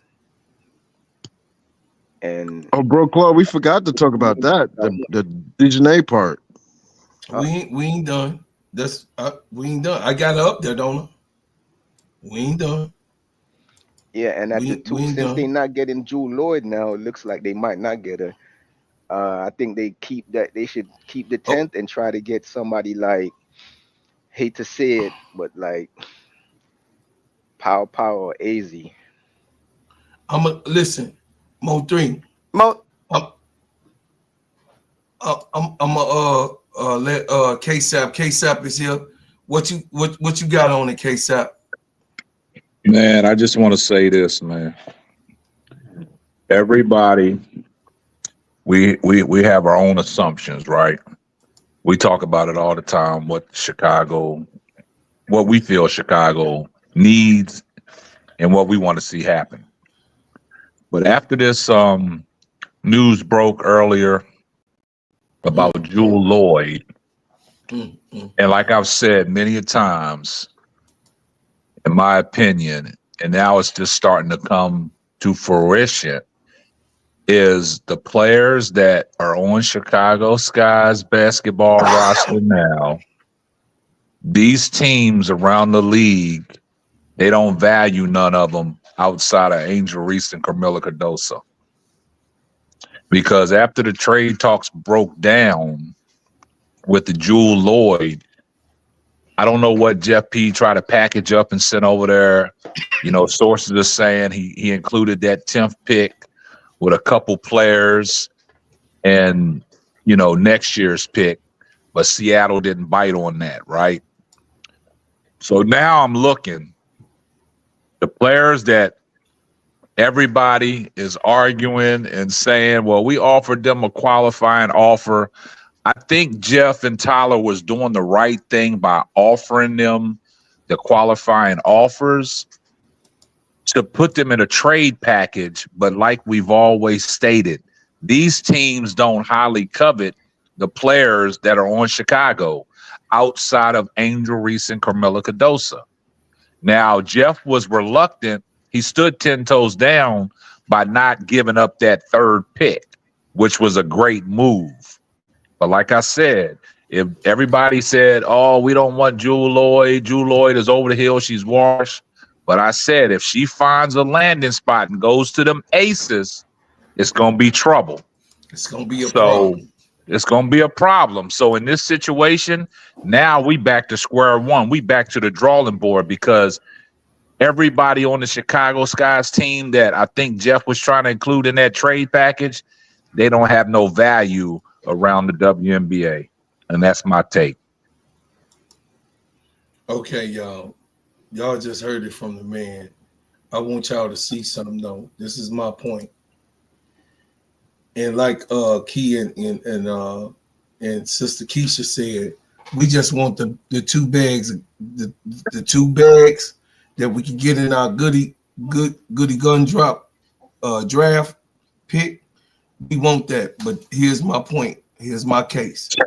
Hey, Mo3, I want you to look at this real quick. Look at your screen if you can and check this out. That's Anisha Mero. Watch this. Behind the neck. That's a pass. Yeah. Nisha Mero. Down low. That's a shot. Okay. This is what she do. Second lead score, sometimes the first. Shot outside. This is what she do. That's her now, 2024. Wow. I didn't say she couldn't do it. I said she couldn't consistently do it. Oh, she consistent with it. That's what her. You know the old saying. You know the old saying. A clock is right. A broken clock is right twice a day. So she could do something. I'm watching these games where she ain't consistently doing that. She consistently her numbers. She consistently does that, yeah, but not pulling. Shot from the 3, right? You saw the shot from the 3, right? You saw the shot from the 3, right? Jab step. That don't mean nothing. That don't mean nothing, right? Dog, go for the ball and straight up. You saying we don't need that? This right here. You don't consistently does it. Then pull up her numbers. Then Uncle J.E., did you see that? You said she couldn't put the ball. Bro, that's my team, and I admire Morrow, but we don't need that. We don't need that on the Sky, though. We got that already. Or should you say you don't want that on the Sky? We don't need it on the Sky. We got it already. We who? Angel. We got Angel already. That's Angel Jr. We got a better version of it already. Yeah, we got a better version of it. Angel is who Angel is. When I say who, when I go who, I'm not saying that Angel can't do that. Don't think what I'm saying. I'm saying we don't have a person behind Angel that can do that. She's gonna be a rookie, right? All right, so Bro Club, say we draft her, we're still gonna be inefficient at the guard, and at the wing still. I don't think she's gonna be, but I don't even think she's gonna be there at 10. No, but I'm talking about 3. You said 3? Take her at 3. No, you said that. I said no, I didn't. I would never take Morrow, so I didn't say that. No, I said that was somebody in the comments. Yeah, no, I wouldn't. Oh. I never said that. I just said in the bag of goodies, I would like Morrow to be one of the picks in a bag of goodies. I think Morrow will be perfect with either the Liberty or the Fever. But I don't think the Liberty would take her. Is he gone? Isabella Harrison is gone. Right? You know what I'm gonna do? I'm gonna go sign Burke. She's a free agent. Nobody don't want her. I'll go sign Burke. She's solid big. She can play small forward and power forward. And probably cheap too. I don't know, man. I think the way me and Uncle is looking at it is that we feel like she should be starting somewhere, not coming off the bench behind a star getting mediocre minutes. Like, what's she gonna start? What would she start as a 4? Name it. I mean, we talking about 15. Indiana. No, she ain't finna start. Yes, she Indiana. is. They're getting rid of Nalissa. They're getting rid of Nalissa Smith. They're getting rid of her. Supposedly, they need a 4. They never said they're getting rid of her. That's what you suspect. See, the thing we're gonna do here, we're gonna talk fact. We don't know that they're getting rid of her. They never said that they're gonna get rid of her. But even in that, she would fit perfectly over there. She would start over Smith. Once again, if Temi could start over her, why can't Nisa? Temi was starting over her. Dantes was starting over her. To be honest with you, I think the Fever gonna package up they pick and go get somebody in free agency, but I could be wrong. I could be wrong too. That's what I thought. I think Kennedy would end up with the Aces before Jewell Loyd. I think they're gonna pick up both, Uncle J.E. But they play the same position though, Keisha. I don't think that'll work. They're gonna tell Kennedy to go sit on the bench. They're gonna give Kennedy. They're gonna give Kennedy $5. And she gonna do what they just tell her to do. You said $5? Yeah, they're gonna give Kennedy $5. She's not gonna get what she's worth. They're gonna tell her to back up a bona fide Hall of Famer who might be going out in a couple of years. That's what they're gonna tell her. And they're gonna have that firepower coming off the bench. Watch what I say. Keisha got a point, guys. Keisha got a point. Because you got to look at it like this. Jewell Loyd, when I said it on my channel, that everybody was like, nah, we don't want Jewell Loyd. We don't want her. I said, okay, when she end up going to the Aces, it's going to be a problem. Now, Kennedy Carter is no longer in the Chicago Sky's plans. Now, Keisha made a great point. Kennedy Carter, to get herself back in the league, if everything is out there, what we're speculating, it's hard for her to get on the team. She's going to accept any offer that the Aces give her if she chooses to go that route. And she will go to that bench and play behind a bona fide Hall of Famer. And that tells me one thing. You got so much firepower coming off that bench now. Kennedy Carter can come in there with that second unit and she can do whatever she wants because that's what that's what they brought her in for. If she does this, decide to sign with them, if they give her an offer, that's going to be the brilliant thing. Interview? Huh? And did you hear the interview? If she act crazy, they still got Jewell Loyd. Exactly. During the interview, they asked her, would she be all right coming off the bench? She was livid. She flipped out. Yeah. That's her problem. See, I don't even want her. Yeah. So when she goes to the Aces team, Becca Hammer gonna tell her what she's doing, or she's not gonna be on that team. And see, look, I don't want to get off into much more about Kennedy Carter. That's I'm done. What you just said, Uncle J.E. and Mo 3. That's the problem. and she has to stop that. And that's all I'm going to say, because I don't want to pour no more gasoline on the fire. I don't want to elevate it no more than what it is. But I will say this, talking basketball, like Keisha said, if you bring in somebody like a Jewell Loyd and you get somebody like a Kennedy Carter to buy in and Beckingham and say, look, you coming off the bench, when you come off the bench, you free to go out there and play the way you want to play. That's what you need in the WNBA. You need firepower coming off the bench. You need to shore your bench play up. Because if I was in Kennedy Carter's situation, if they offer me $78,000 or $100,000, I'm on board. And I'm going to do everything that I can do in my power to ride the ship and make good gestures and be like, look, now I'm on the good foot. Now more opportunities will come. Now you come off the bench and you ball out. Now next year when that CBA goes up, you might have a valid situation where, look, you done proven your worth. You done proven that you had a clean WNBA season. Now these teams are going to start valuing you even more. So y'all don't think we could get Kennedy back? We can lure her back in? You Nah, think Kennedy ain't. Nah, that relationship is broke. She done. It's okay. done. She Uncle J.E., she gonna want to get back at us right now. So you know, exactly. We don't even want her at this point. We don't want her. We don't want her just to get back with us. And if they win a title, oh Lord. Yeah. Uncle J.E., if I was in a situation like that, I'm not going back to a relationship that's broke. That's just like me going back to somebody that cheated on me 8 times and I keep going back and get cheated on the 9th time. Nah, it ain't gonna work. Hey, somebody just made a but while y'all was talking before, somebody made a comment that came up on screen that made me think about something that I didn't really think of before, while having Nisa come in and play the 4 and move Angel to the 3. That was John Shaft.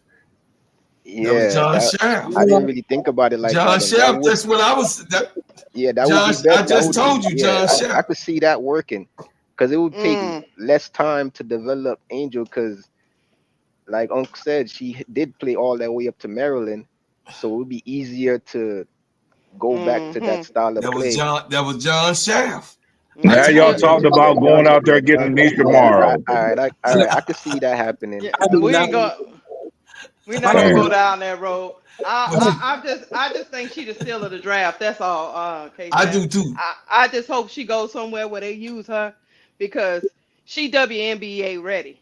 I have no doubt about her. Some of these other people, I'm not sure, but I know for sure. You know she a dog. She's a dog. I agree with you. I agree. I've been said that. I said I think Anissa Morrow will be the steal of the draft this year, just like Angel was last year. Go ahead, Key. That's my baby niece. We might as well go get Brittany Griner. Shit. Oh, here we go. No. No Brittany Griner. No Brittany Griner. Hold on. K-Sap, I'm not gonna let you do that. I'm not gonna let you do that, bro.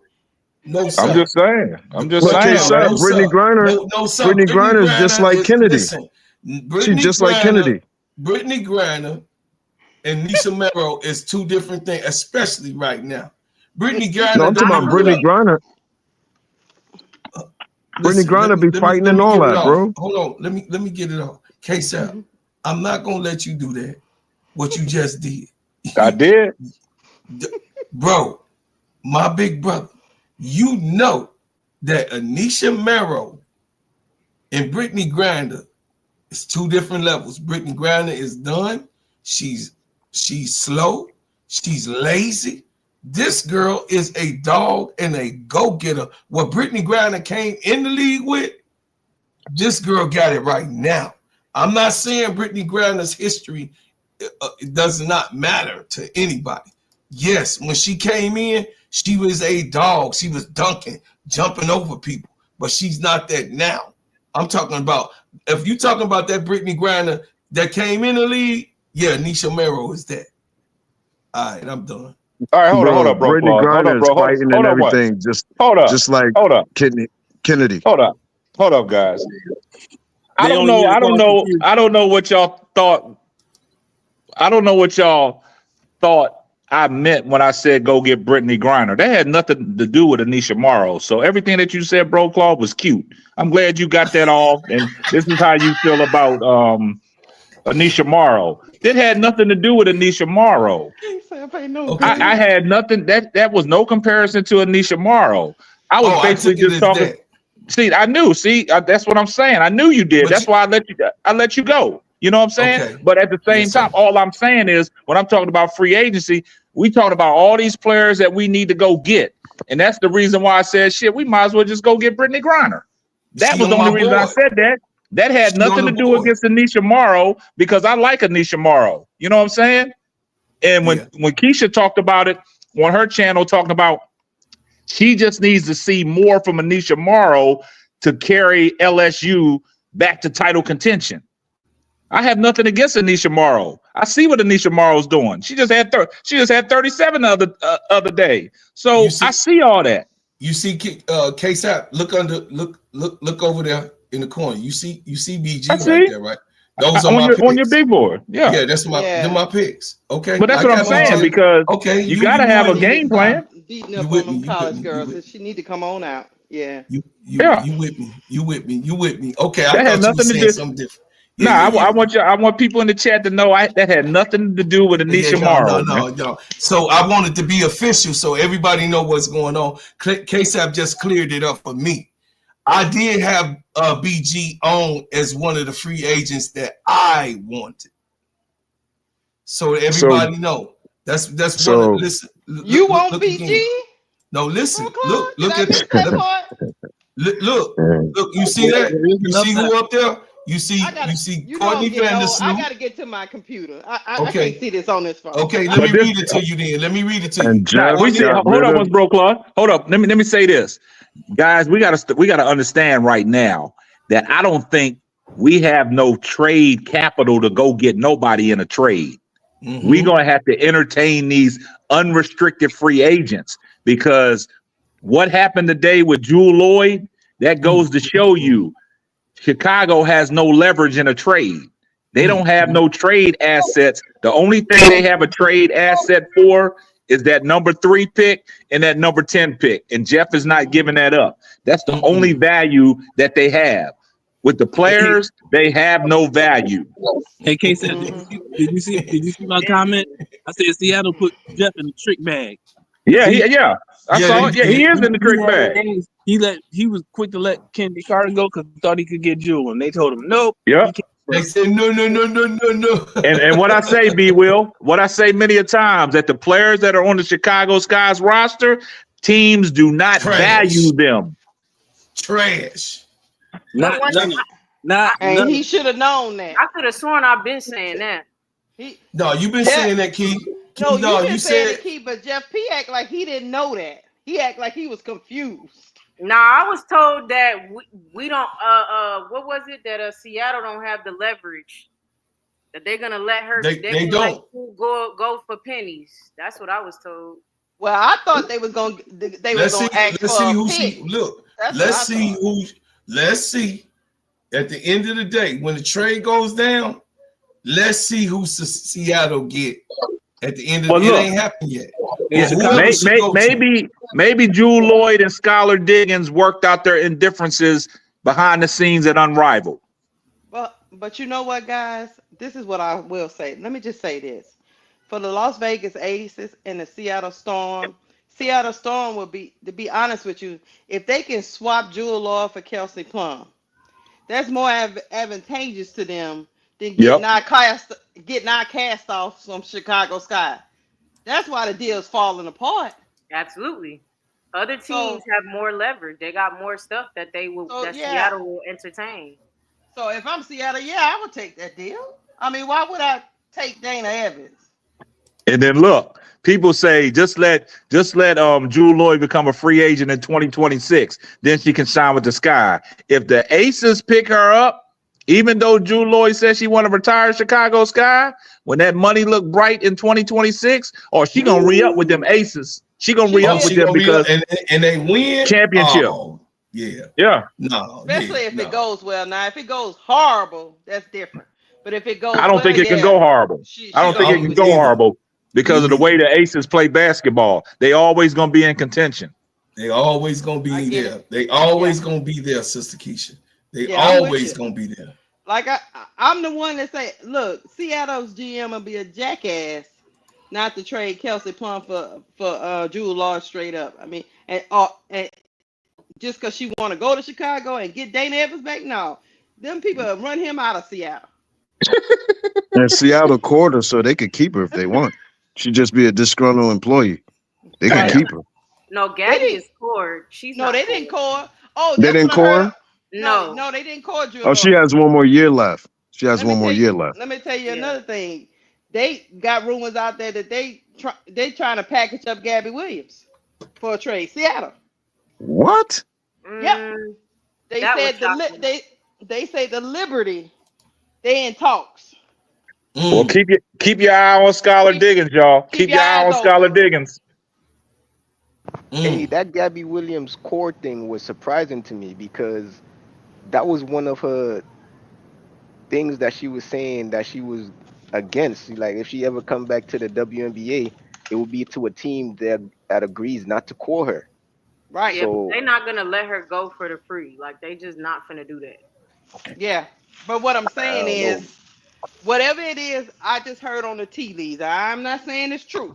I'm just saying I heard on the tea leaves that they working with a couple of organizations to get something because they trying to upgrade their team. So I'm telling you, who knows what happened in Seattle? So you don't think we can't do a 3-team, 2-team trade or 3-team trade? That's what's going to have to happen, Uncle Jay. Another team going to have to get involved. Right. Yeah, I'm pretty sure we can, but I don't know if they're going to get it. But when I seen that on the tea leaves, I was like, so is that why they called her to trade her? To get some value? I don't know why they wouldn't want to keep Gabby. I would keep Gabby. Because remember, they called Satou. They going to trade her. Yeah, I mean, with Gabby, it's a couple things. It's either they could trade her, keep her, or Gabby will say, "I'm not playing," like that. The old girl did for the Mystics. Elena Deladon. Yeah, and Gabby is good for something like that because she'll just go play overseas. She'll go overseas in a minute. What I heard from the tea leaves is they don't think what if they don't get Satou? They gonna take a run at Gabby Williams, and that will show up there to run it back. And Gabby Williams might be better for them than Satou. I think she would. Who you talking about? Who you talking about, Keith? What team you talking about? Gabby Williams. Talking about the Liberty. The Liberty is entertaining trade talks with Seattle to bring Gabby to the Liberty if they can't work out Satou. Yo, Liberty ain't playing fair. They trying to pack that. They trying to stack that team, huh? They trying to pack that team. Wow. Of course they are. That all's fair in love and war, or love and basketball. Hey y'all, check this out. So we won't. So we could do. So we could get done. This is my third. And I'm glad KSAP is here. This is my third topic, y'all. B. Will, you didn't get the answer the first two, but we moving forward. Then later on, you can go and elaborate. But B. Will is here. B. Will is here. So I'll start with you. It says, will we be at the top of the food chain after this year? Nope. And why? No way. No why way. do you think that? No way, not because for me, basketball wise, and I know y'all tired of talking about Kennedy Carter, but basketball wise, keeping Kennedy Carter and working through the draft was their way to win now. That's how I see it. Chicago Sky winning now really hinged on keeping Kennedy Carter and building in the draft and trying to get something out of free agency. But since they didn't do that, Jewell Loyd was a reasonable alternative, a backup plan. Since that ain't working, I don't see a way that Chicago builds a team because we're seeing what other teams value, and they don't value anything that Chicago has to offer. So you got to try to get everything in free agency. And even if you bring Dejanay and get Olivia I think they still some pieces away from really being a challenge. Maybe they make it to the playoffs. But I don't see them winning anything now. I don't see them being a real threat to the top teams in the league right now. And the top teams, I mean Liberty, Lynx, and Aces. So my other question was, so that leads me back to the 1 and 2. So you could go ahead and answer it because you kind of like was alluding to what I was saying. So what will you think that we are gained this year for going to the playoffs? Say that again. What will we gain this year by going to the playoffs? Nothing really, except for maybe if you make it exciting enough, maybe you get your fan base bought in again and look into the future. So you re-excite your fan base depending on how you get there. But otherwise, nothing, because and honestly, I take that back, because they could tank and end up in the lottery again. I don't want to say tank. They could fall short and end up in the lottery again. But from my understanding, they suffering from a couple of pick swaps. So even if they end up in the lottery, they got to swap that pick with somebody else. So I don't know. Okay. Wow. But if they do all that, B Will, how's that gonna look on Tyler Marsh, man? How's that gonna look on Tyler Marsh, man? I was just gonna say that. That ain't gonna look good on his coaching resume, coming from the Aces, coming over to Chicago, and you just go into flat out tank mode because you can't get no deals done. You got to understand something, that these other teams are getting better as we speak. You know what I'm saying? These other teams ain't standing pat. It's going to be some shakeups out there. But like Keisha said, you got to keep an eye on that Jewell, Loyd, and Kelsey Mitchell situation. You know what I'm saying? Also, you got to, keep an eye on the Jewell, Loyd, Kelsey Plum situation. It could be a pick swap. You know what I'm saying? So somebody got feedback.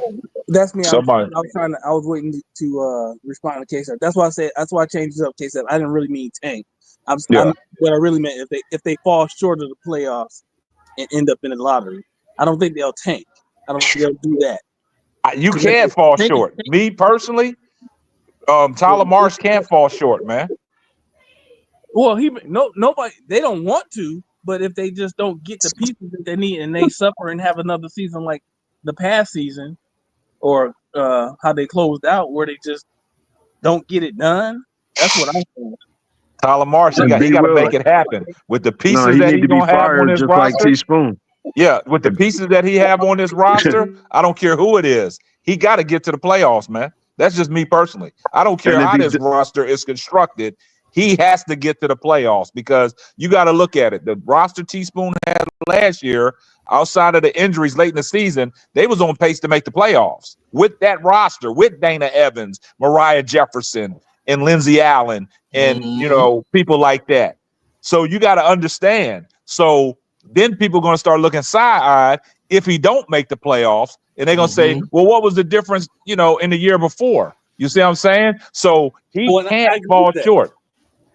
And I agree with it. That's what I'm saying. I don't think if they fall short, for me, it's just that. If they fall short, it won't be from lack of trying, but if they just can't get it done, right? So they in the league with 12 other teams. So those 12 other teams gonna have something to say about how exactly. I know. And so, I agree with you 100%. We got 60 people in here, y'all. Hit that like button. It's gonna look even worse for Jeff, right? It'll look bad for Tyler, but it's gonna look even worse for Jeff. So I get what you're saying. They need to win now. They need to make it to the playoffs. But what if it don't happen? Right now, I'm just gonna sit back. I'm just gonna watch everything unfold, man. Because this right here, because you get news every day that you're not expected. 100%. So they down there. And I found out Jewell Loyd was no longer on the table. I was like, whoa, wait, now. Yep. But we gotta say this. Consider this, K-Sep, especially you. Consider this. They down there right now in Miami, right? So they're already in a pool of guppies. Should we say goldfish? Let's say goldfish. They got a pool of goldfish. Oh, them piranhas down there. Them piranhas. What I'm talking about, the goldfish is the players. You got what I'm saying? The piranhas is on the side. Those are the other teams and the other GMs that's down there.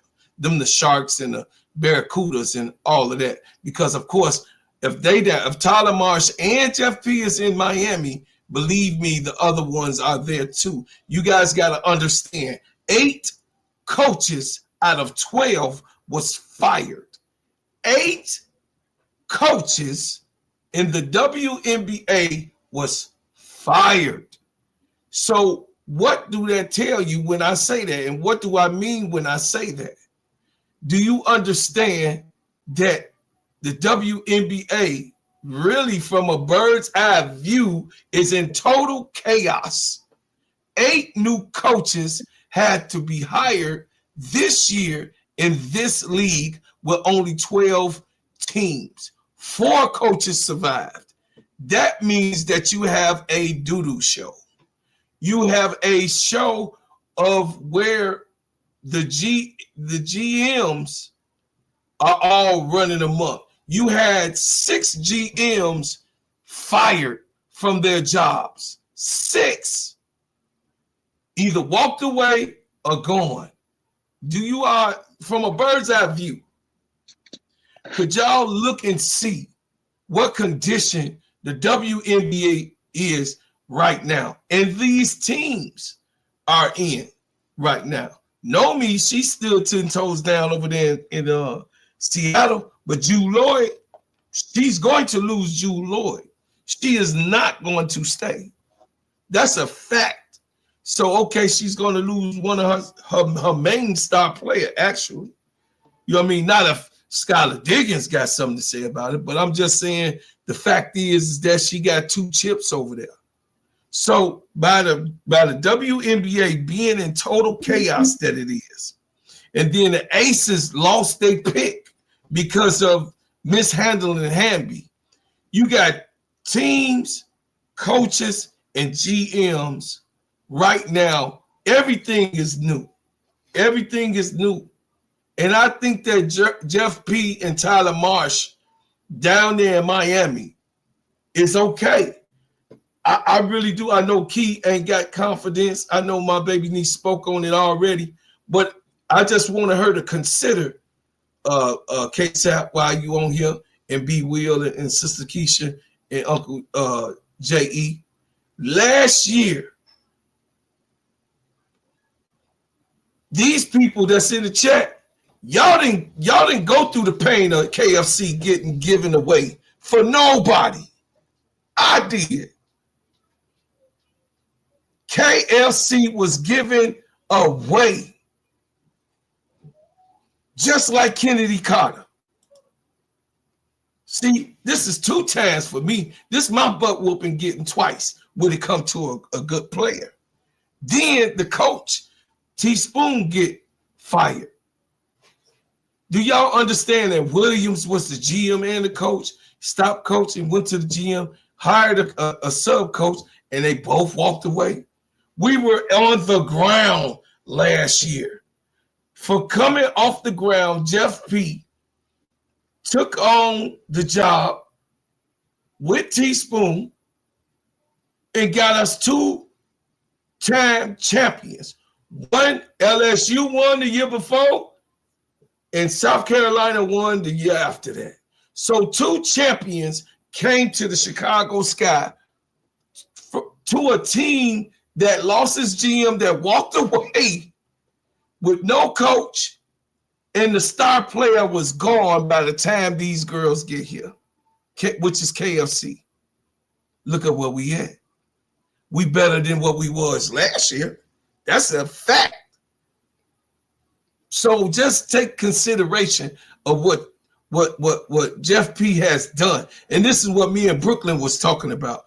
Jeff P. had made some major moves, and Jeff P. ain't did so bad. What's up, really, Milky Way? What's up, girl? I see you.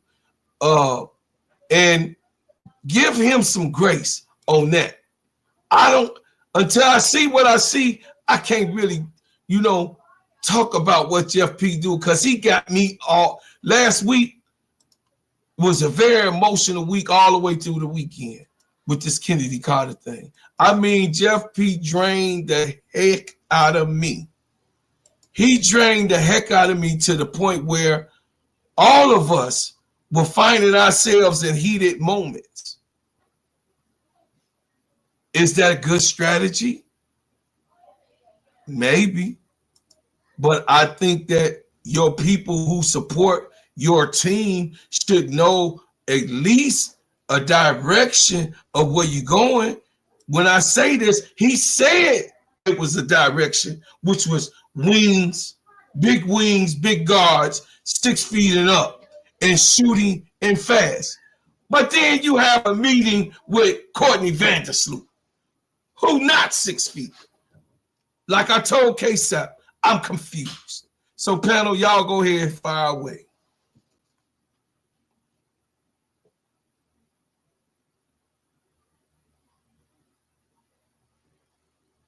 What we answering, bro, Claude? How?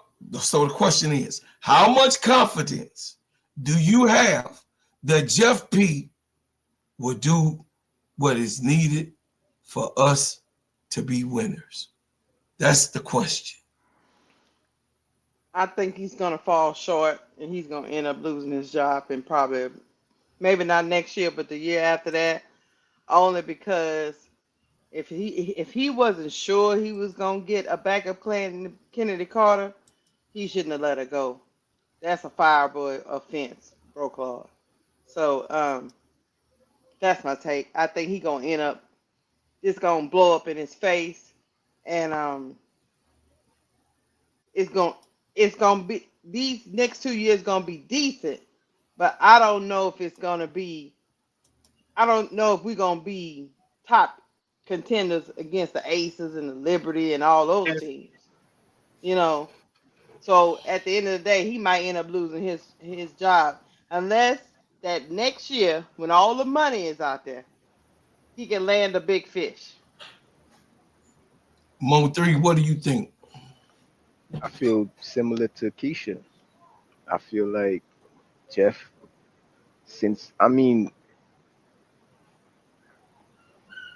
for the first half of last season, he was making all the right moves. The pick swap with Minnesota to get Angel, even the Mabry trade, I think that was a good move because we got picks for that. We're talking about the 3rd and 10th pick because of that. So he was making, but ever since that, he's been making bad moves. And the Kennedy Carter thing is mind-boggling, because even if you didn't want her, you should at least try to. She's worth more than Dana Evans and Mariah Jefferson. So I don't understand why the qualifying offer didn't have to be them throwing the bank at her, just something to retain her, just so you could use her as a chip. And then another thing that people are overlooking is, just because you get a qualifying offer, they don't have to pay her. They could be like, okay, even if she accept, they could be like, at the end, they could be like, nah, we straight, we don't want, and then they don't have to pay her anyways.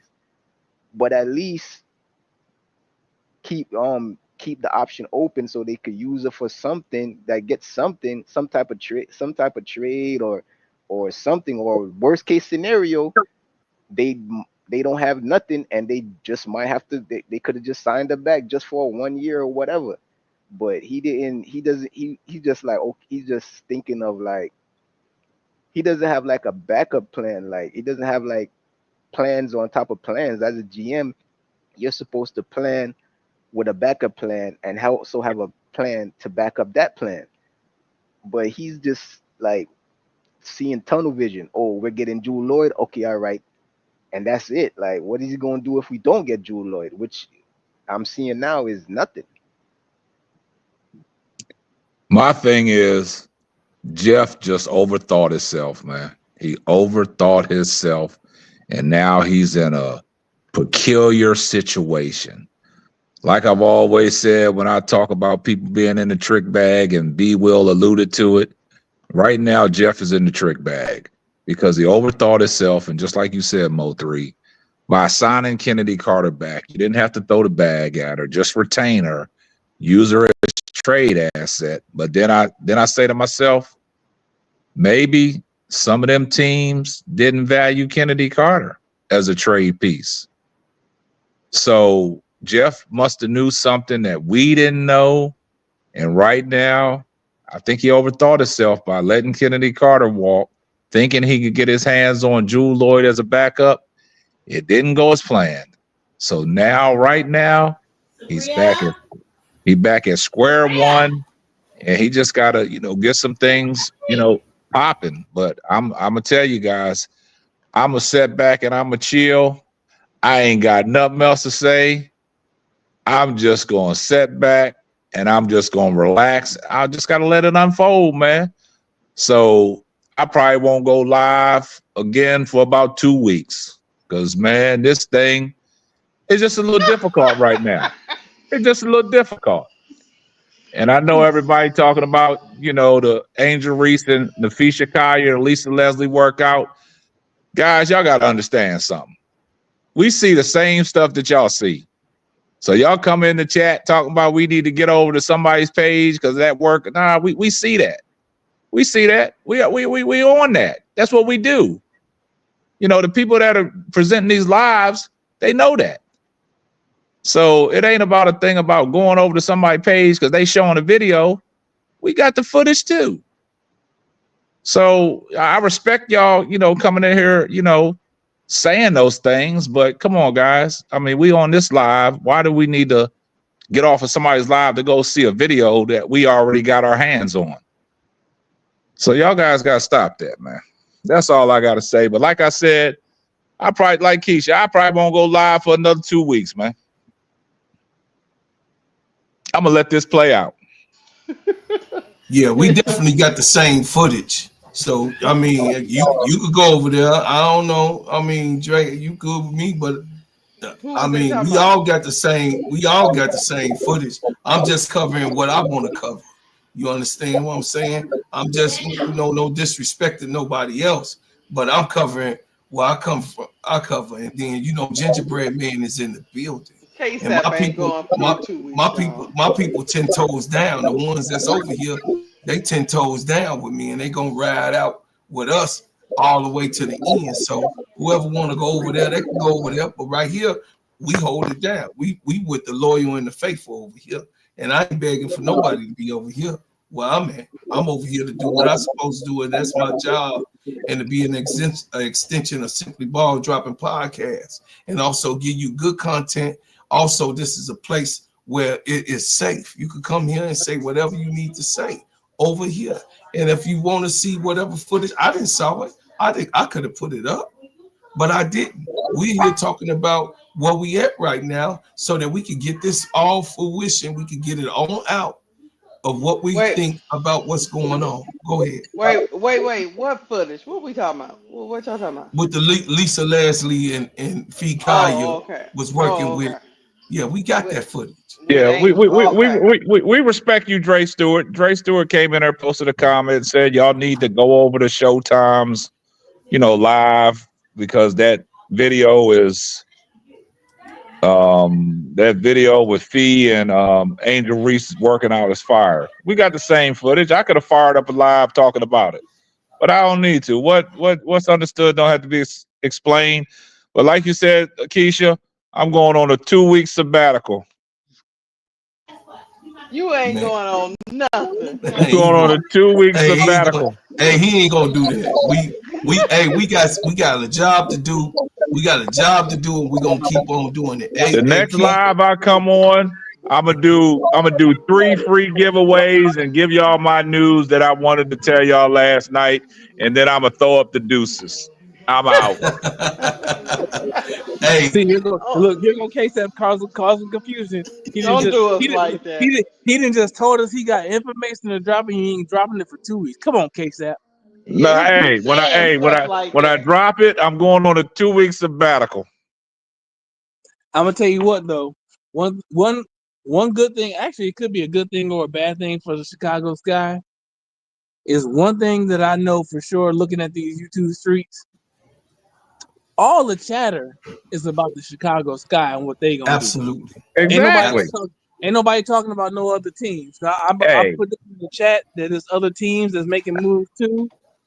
That need to, same in similar situations to Chicago, but everybody talking about the Chicago Sky.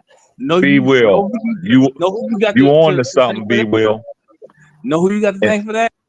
Angel Reese. B Will. See, you saying a lot of stuff that people that's in the chat that ain't commenting, that's looking, you pissing them off right now. Because that's a thing right now. Because what we doing in this community, we giving light to Angel Reese in the Chicago Sky. Facts. Everybody wants to go on us, against us, and start talking about Chicago and Angel Reese in a negative light, where the focus ain't on the teams that they cheer for and the moves that they got to make. I don't see no videos about Indiana Fever and Caitlin Clark on what moves they need to make in free agency. Everything's about Chicago Sky and Angel Reese. I'm glad you pointed that out, B. Will. You are the real MVP. Yes. If I had an explosion, you will get the explosion. Definitely. If I had an explosion, you will get it, B. Will, because you 1000% right. Because I don't hear no team getting this much exposed. They talking about individuals, but they talking about the whole Chicago fit. Yep. What Chicago, of course, led by our brother K-Sap, but what Chicago gonna choose? Tyler Marsh. They know Tyler Marsh by Tyler Marsh and Jeff P. They saying Jeff P. Yeah, they calling him Jeff P now. They calling him Jeff P. Not Pagalucci. Where that start at? Where that start at? Because I couldn't say Pagalucious. I just say Jeff P. It's okay. It's okay. Right. But you know what though? I hear our takes. Like I start to hear our takes everywhere now. So they're listening to us. They all over the place, man. Yo. Even somebody's out there saying I'm one of the ones. I'm like, oh my God. Yeah. Like, I want to say this. I want to say this to you guys real quick. I want to say this. I hate to bring it up, but I do want to say this, right? I saw a video today, the Ghost of Reason. He did a video on John the Liquidator. I'm sorry I had to bring his name up, but he called out John the Liquidator for, bashing Kennedy Carter the way he did, talking about, putting her thug paws on Caitlin Clark. You got to go over there and see that video, because he kind of, without mentioning everybody's name, because he did mention Showtime's name, without mentioning everybody's name, he's talking about, it's sad that, you guys, I'm not going to say no names, that you're not calling out this BS. But I'm like Showtime said, man, I can't feed my soul to that negative energy no more. No, sir. So I just let it go, because there's been plenty times that I could have done reaction on certain people's podcasts, but I don't want to get off into it because he said he's disappointed that people like you and Bro Claude and aren't saying something to the Liquidator person. He didn't say our name. He didn't say our name, but you'll if you look at the video, you'll understand that he is probably mentioning our name without mentioning our name. That's right. Listen, they know. Listen, in these YouTube streets, they know. Wait, before you go. Go ahead. But what was he trying to say about y'all? That's what I'm trying to understand. I'm sorry. No, he said it's kind of like disappointing that we haven't called, channels out like that. Because he said, I understand that. But what I'm saying is, because he said he wants John the Liquidator to respond to him, because it's all about, he was talking about channel strike, getting his channel, knocked down off of YouTube because I saw another video. Black and White Sports did a video on Angel Reach, which was disgusting, talking about some things. But like I said, I'm not trying to give it too much energy. But if y'all get a chance, I want y'all to go look at that video that Ghost of Reason did, calling out John the Liquidator. I just want y'all to listen to it and let me know what y'all get from it. Oh, what yeah. he don't realize is that we've been over channels like John the Liquidator and Black and White Sports. We've been over that. We've been over that negativity. Yeah. Y'all done already spoke. All y'all channels already spoke on that, especially you, K-Sap. You done already spoke eloquently on that, and then in enough length that anybody that's been listening to you long enough knows why you don't respond to those, because Showtime don't respond to those because they ain't worth the time. Yep. Y'all done already called them out for what they are. 100% 10 toes down accurate on what they all are. We know John the Liquidator has sold his soul, and we know what Black and White Sports all about in the first place. So, look, good on him for recognizing it. Good on what's his name, Ghost of Reason. It goes to Reason, yeah. It too. Good on him for recognizing it too. But y'all have been there, done that. Thank you, B. Will. Thank you. Yeah, y'all done been there and done that. On top of that, that's not how that works. Like, y'all can't keep speaking on these people in their names because y'all are giving them free promo. And I don't mean that in like free promo, you gotta pay. Like, no. But then what happens is people go to their channels to see what they're saying, so they get more views, more, whatever. Even if people are frustrated, they go look at it. You know what I'm saying? And they don't deserve any of that. They don't deserve any more of a platform that they have. Unfortunately, channels like that, it's going to be hard to get them taken down because there's freedom of speech. So it's not, we got to get it. That typically is not going to happen. We already know we're against it. Like B. Will said, y'all have spoken up about it. So you don't have to continue to prove yourself and your point of view. All you do is continue to put out positive Angel Reese material, which y'all do. And that's all we can do at this point. Because there's gonna just be people out there who are ignorant like that. So right. I would like to say this. My platform. I would like to say this. Somebody got feedback. My platform is set up from Simply Ball Dropping Podcast with my main man, K-Sap. If you want to call it that, I'm the Scottie Pippen because God sent me to him.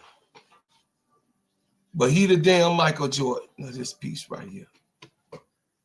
And when I say what I'm saying, y'all, we building a family like my baby girl Key, like my sister Keisha, like my brother Uncle J.E., like my brother B. Will, Mo 3. These are my family members up here. See, like K-Sap said, he send you who he gonna send you. Your own family will be against you. But the people that he send to help, I thank y'all for helping me.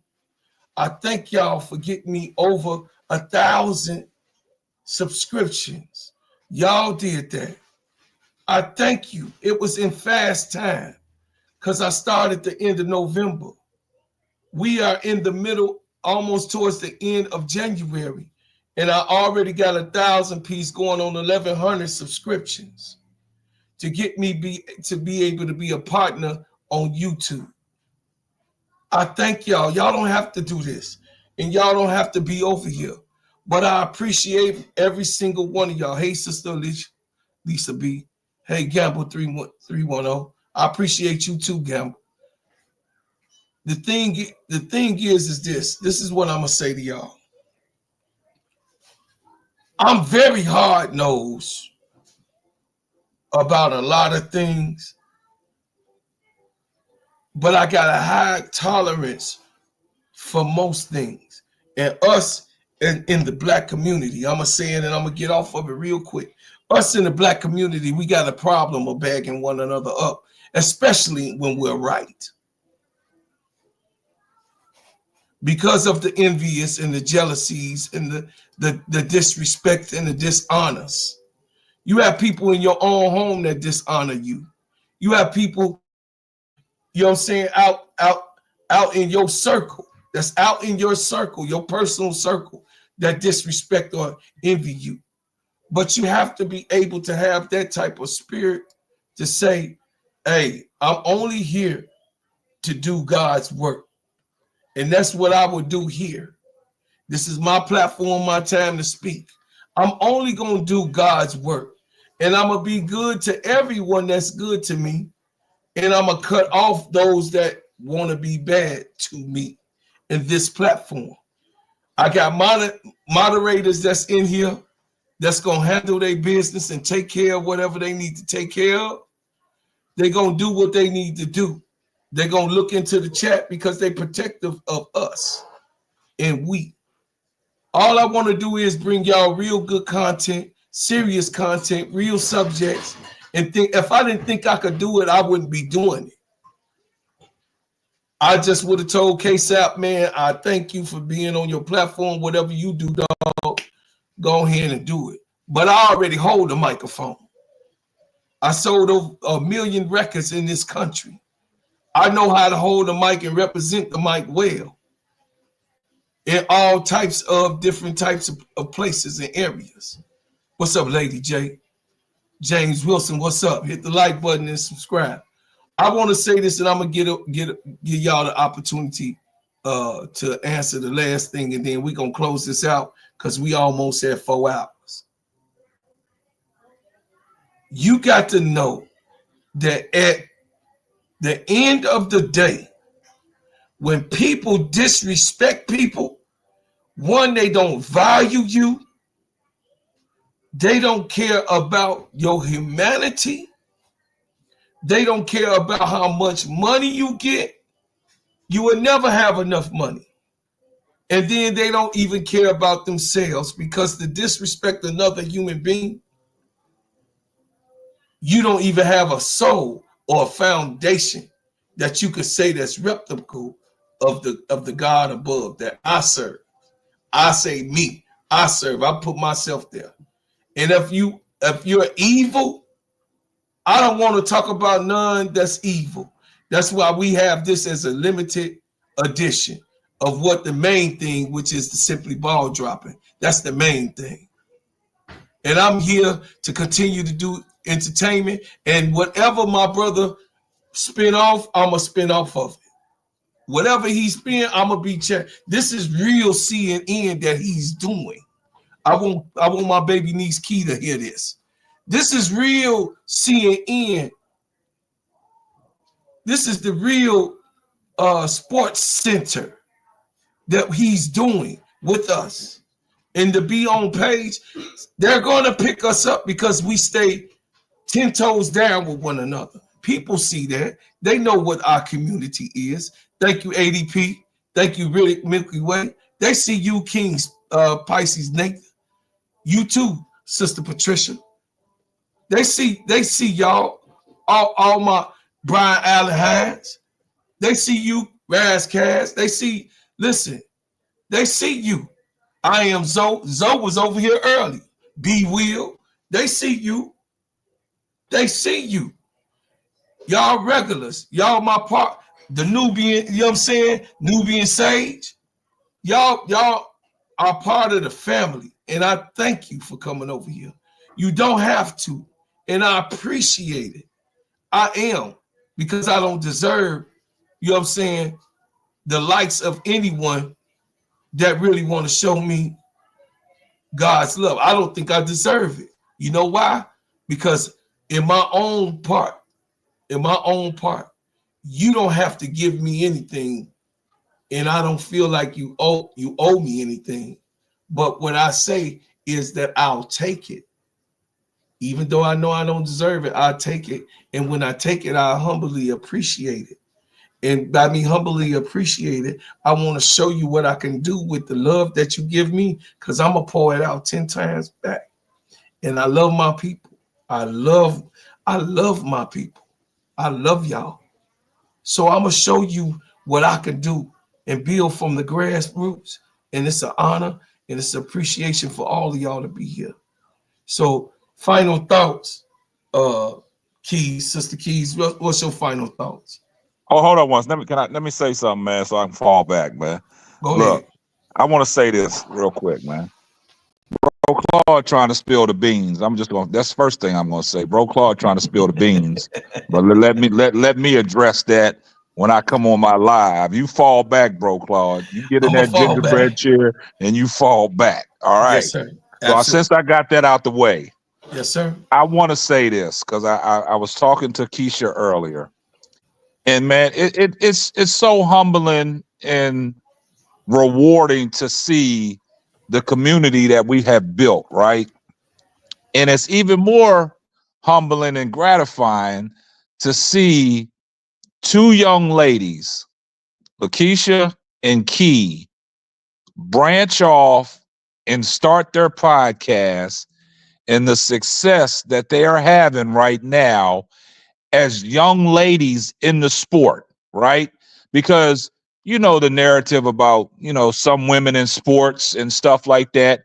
They always try to reduce women in sports to moderators, where they just have to moderate a show and they can't give their valid opinion without somebody crossing them or stepping on them toes and be like, hey, you just the moderator of the show. Let us talk. Let us men talk this, right?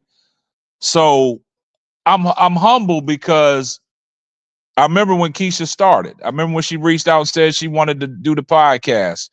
We gave her the thumbs up. We gave her the go.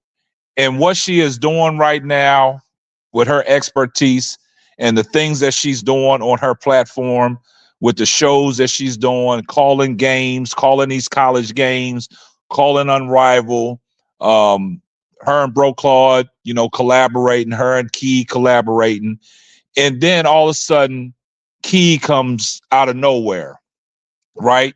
We invited her into the community, brought her on the live show. She got a podcast, and it's humbling to see the people that really support me and rock with me go support them full time. And it's humbling, right?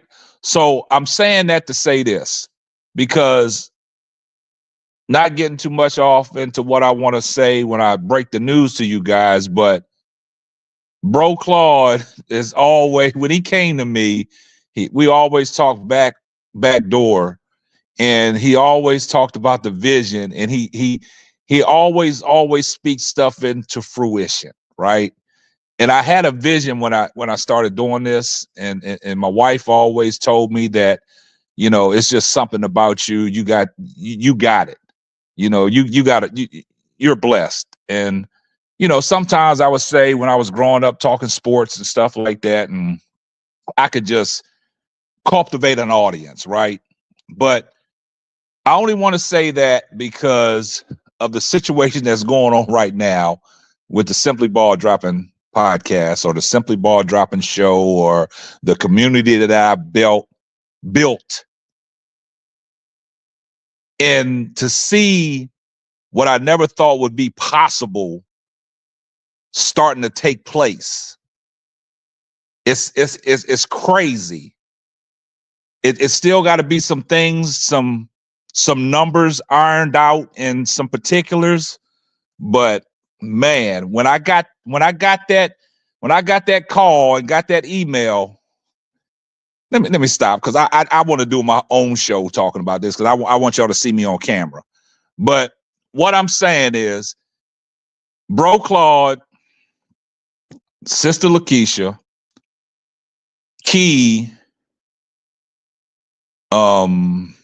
Brooklyn, all the people that branched off to do a podcast, by coming up on my platform that I inspired to do what they wanted to do. They always wanted to do it, but I think being on my panel put them over the top, put them over the edge, and they're starting to do it. and I just love it.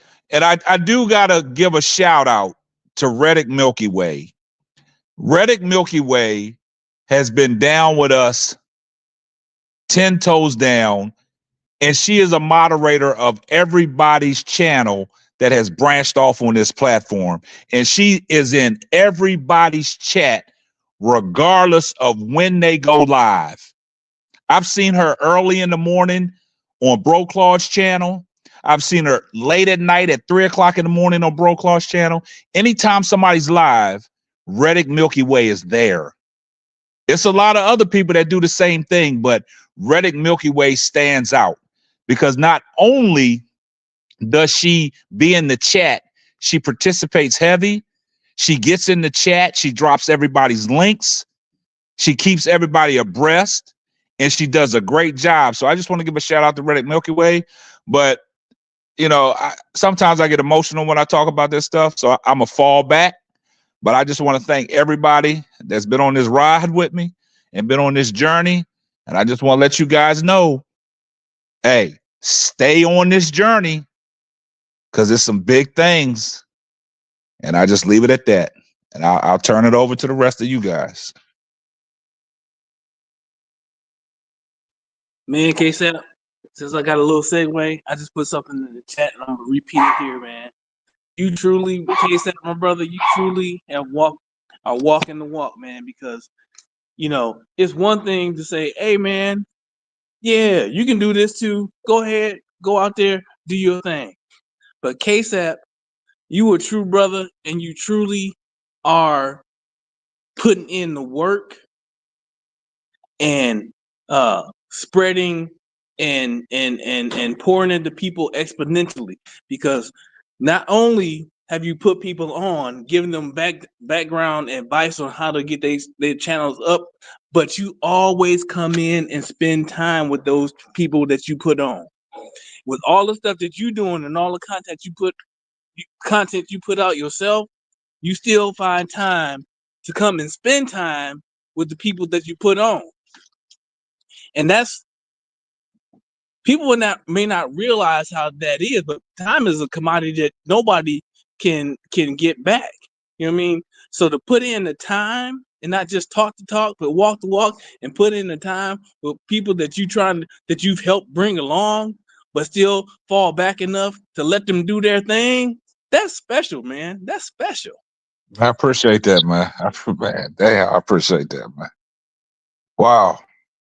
But I like to say, I appreciate being on the platform. And I was there in the beginning when you started too. I was in the chat when you first started and you was saying you didn't like Angel Reese and all that. And I was kind of inspired by what you was doing. And I started a podcast too. Barbershop Talk, Uncle Jay is out there, it's growing. We're getting views and all that.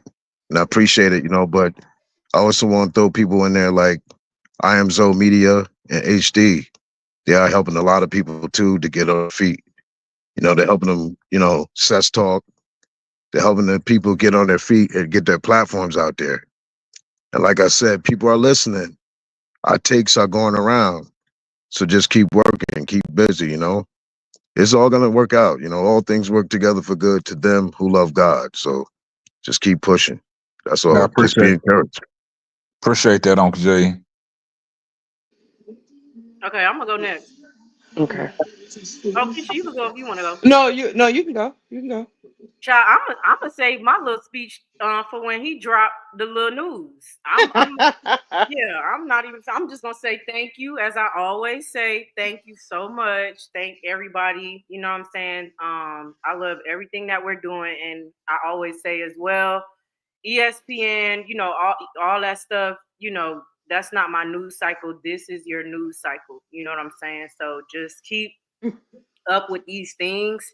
And these people up here, especially obviously Simply Ball dropping, and that's where you're gonna get the real from, not from some of these unnamed. Like, I'm not gonna name the channels, and y'all could click the little 3 buttons and tell YouTube you don't want to see it. You know what I'm saying? So just stay tuned on everybody's page.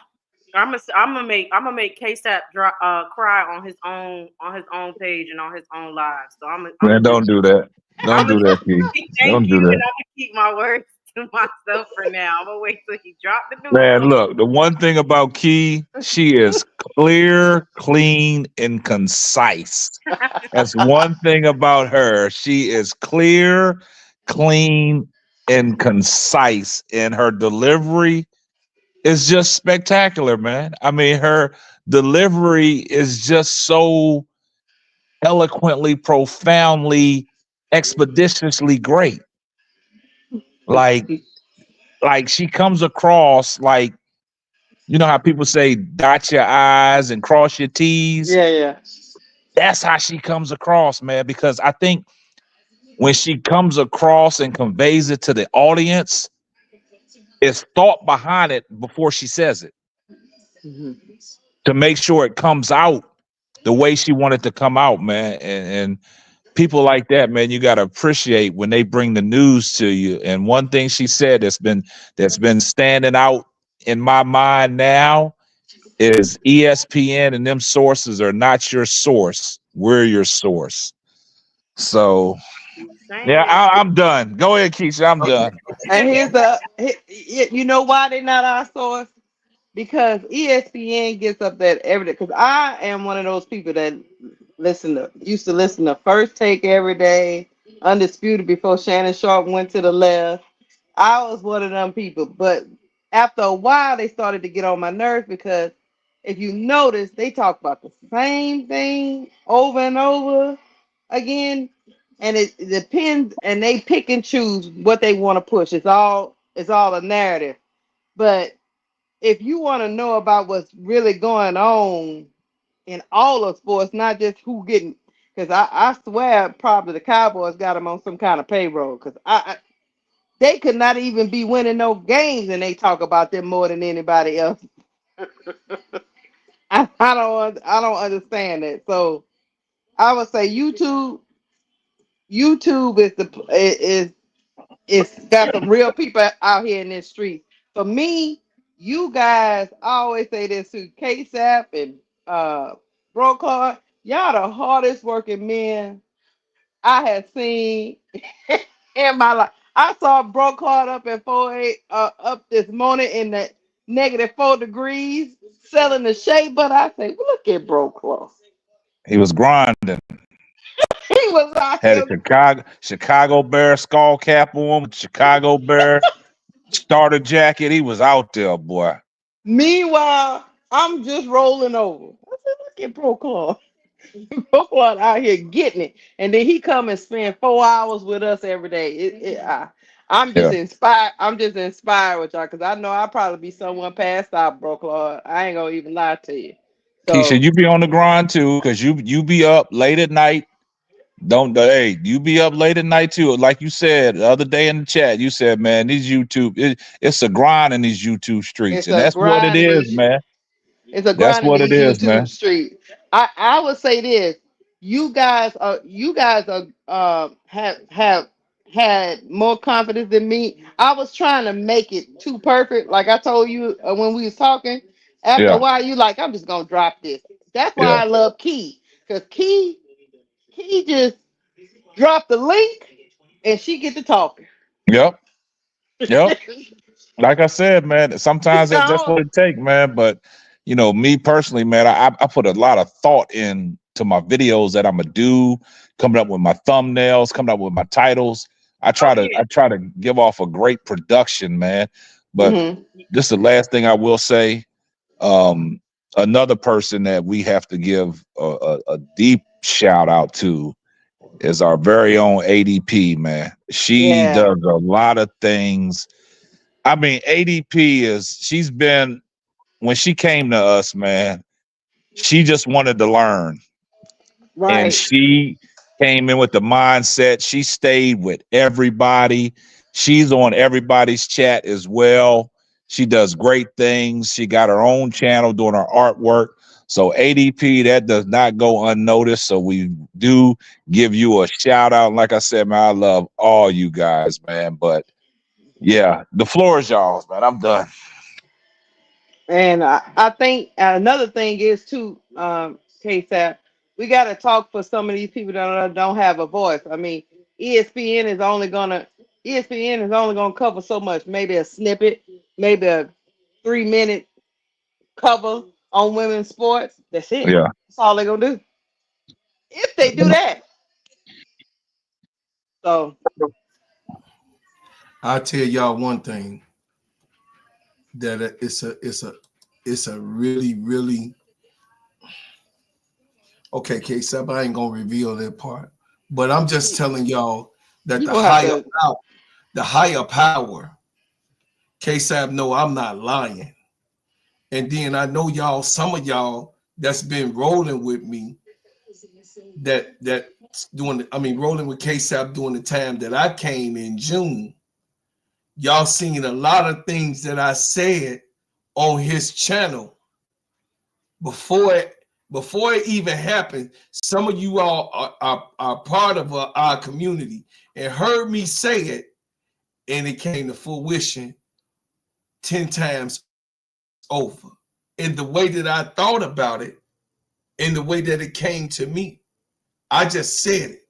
I'm not saying that I'm this big old thing, but I'm just telling y'all that I appreciate it. And I'm humble. When I say I don't deserve it, nobody deserves God's people. Nobody deserves you guys, because you're very precious. You're beautiful, beautiful. Listen, you're a beautiful cast. You're a beautiful panel. You're beautiful people, because I don't want to roll with people that rolls with suspicion. Suspicion is a sin in most cases. That's in Deuteronomy. Suspicion is a sin. You go look it up. I ain't got to tell you. I know exactly where it's at. In most cases, it says suspicion is a sin. So therefore, I roll with open heart, open arms. Key is, listen, she is, I can't do nothing but cuddle her. She under Uncle Ween. Like, I can't do nothing but cuddle her and let my brother, my younger brother, cultivate her. Let him, because he's blessed. So my younger brother, he can do the things that he does because he's been out here in these streets out here, in these YouTube streets. In these YouTube streets, they understand what this man is all about. But what you guys have done was y'all done set the whole entire YouTube community, when it comes to covering women's sports, y'all done set this whole piece on fire. I mean, everybody talking about, because it's easy work that y'all doing.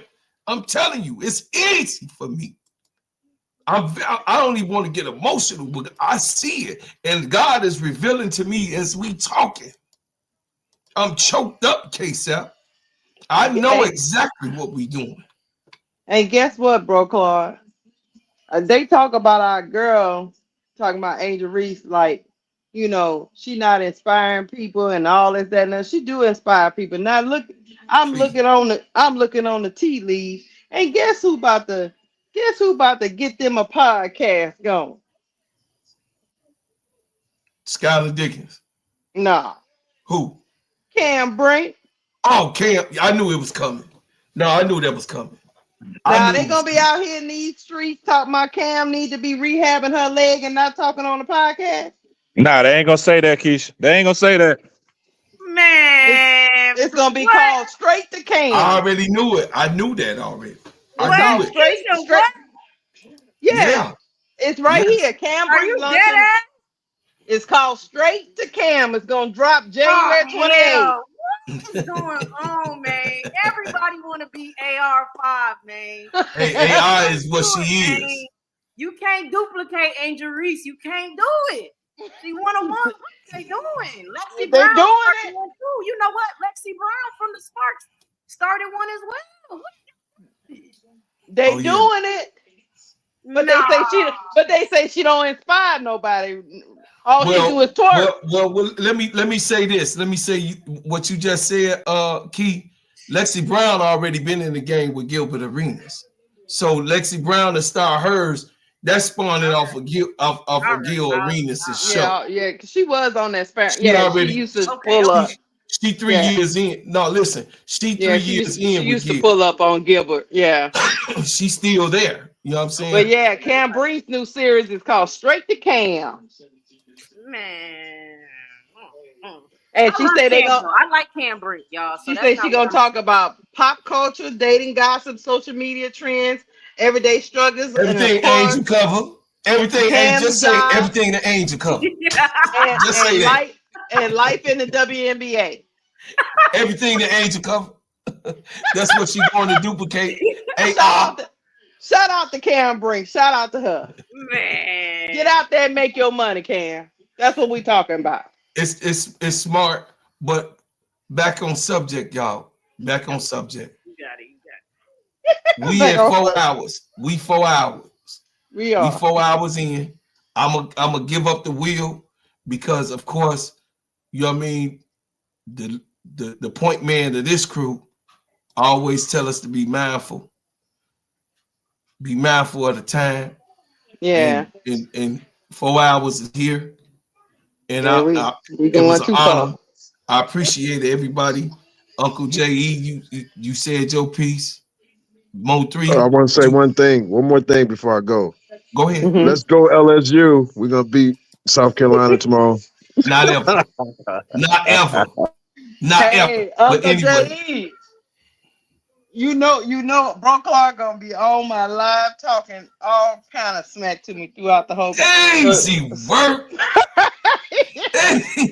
Easy work, Keisha. All right, Mo 3. Go ahead, Mo 3. Go ahead and land, man. You the last one. Mo 3. Okay. Oh, yo. Yes, sir. We about to give your final thoughts. You done. Man, I don't really got much to say other than KSAP, you the man. I appreciate that, my brother. You made me ditch ESPN. I only get the news from you guys. Man, that's special, man. That's special. Appreciate it. My wife told me, don't you be crying, boy. Man, listen. I almost bust that. I had to catch myself. Bro, Claude, you gotta fall back, my brother. Fall back. I had to catch myself. Hey, y'all saw me. I got choked up. Hold on, bro, Claude. KSAP. Okay, look. The night you do it, you gotta let us know we all I might put on a nice little shirt. We gotta come correct.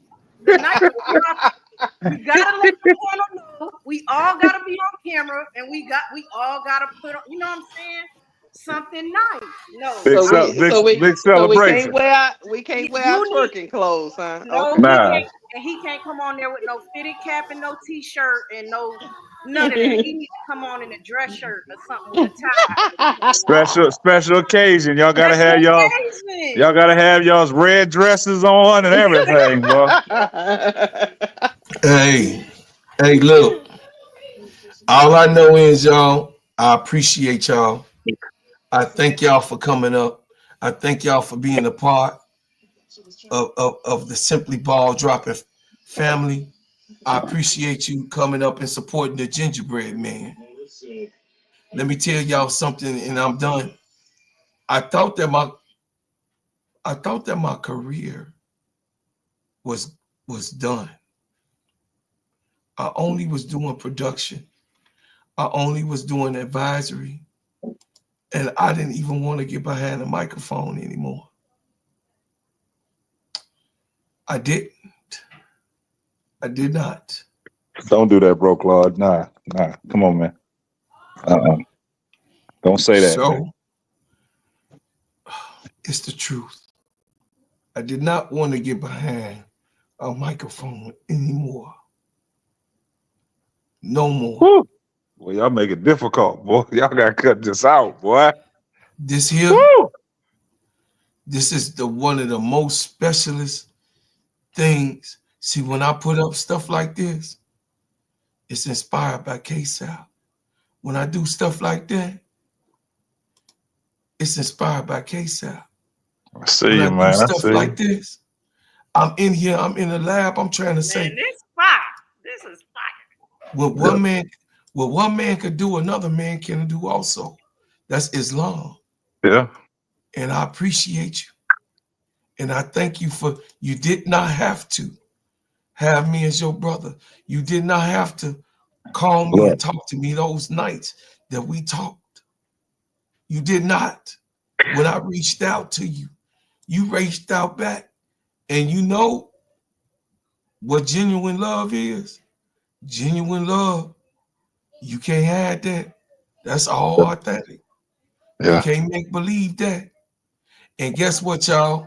We gonna get on up out of here. But this is the song that I got to play for y'all. Oh, hold on, once Broklar. Hold on, once Broklar. Before in closing, you know what I always said, man. When your family and friends don't support you, God will send you strangers. All the day long. All the day long. He gonna send you strangers. And Bro Cloud, we are very happy to have you back on the mic. We are very happy to have you back on the mic, behind the mic. You are obviously a natural. Yeah. Now play that gingerbread man, man. Now play that gingerbread man. It's called Team Winning. My team is winning, so I got to play the record that really is what it is. Drop it. Did you come this far just to come this far? We need to see you dance too.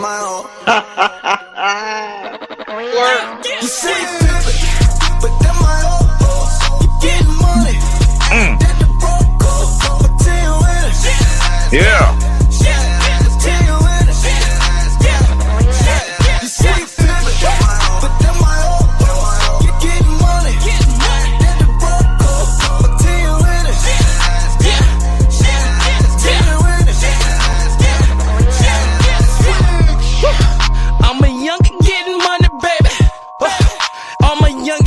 Fuck you, pay me. All my homies there rap for me.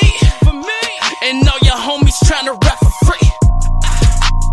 Go get it, take pride in that. For my family, I die for that. Touch any sister, do tap for that. Look into my eyes and you know I'm about my business. I just turned the 8 to 33 and call it Pippin. Damn. Walk through the door, they go for me. Small circle, that's loyalty. If I have a child, that's royalty. I'm my own boss, now I'm moving independent. I just got another check and then I blew it on the business. But then my old boss, you getting money. Then the broke cost, but tell you when it. Tell you when it. But then my old boss, you getting money. Then the broke cost, but tell you when it.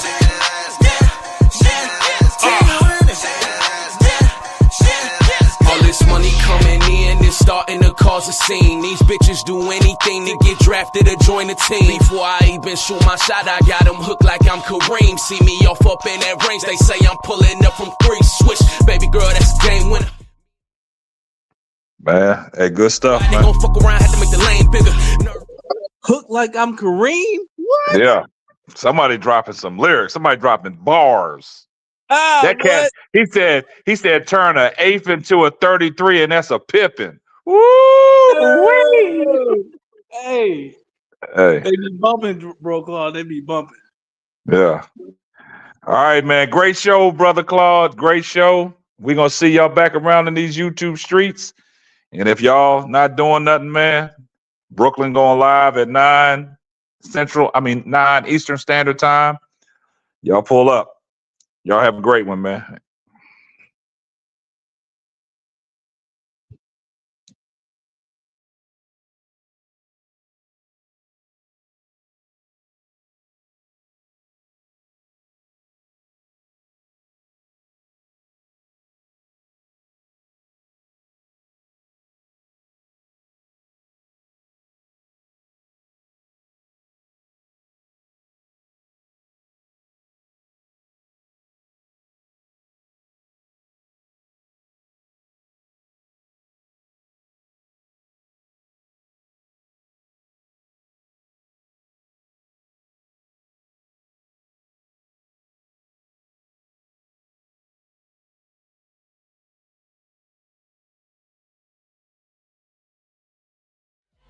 I'm a hot hood soldier that the streets talk about. If it ain't making money, ain't nothing to talk about. Keep my mind on them stacks, cause that green give you cloud. If it's bread making, baby, I'ma always go that route. I done put my work in the streets, rapping shy on these beats. A lazy man gon' stop, but a grinder always gon' eat. Everybody can't do what I do, that's why I'm crushing your crew. From Chi-Town, Memphis, Tennessee, and all through the Lou. I'm so fresh and so new, got a hot album too. I done came out of nowhere and I'm taking all of these suckers' juice. I keep my promo on them poles, keep that powder out my nose. I'm staying focused, man, with 1 million copies sold. Say my name. What's my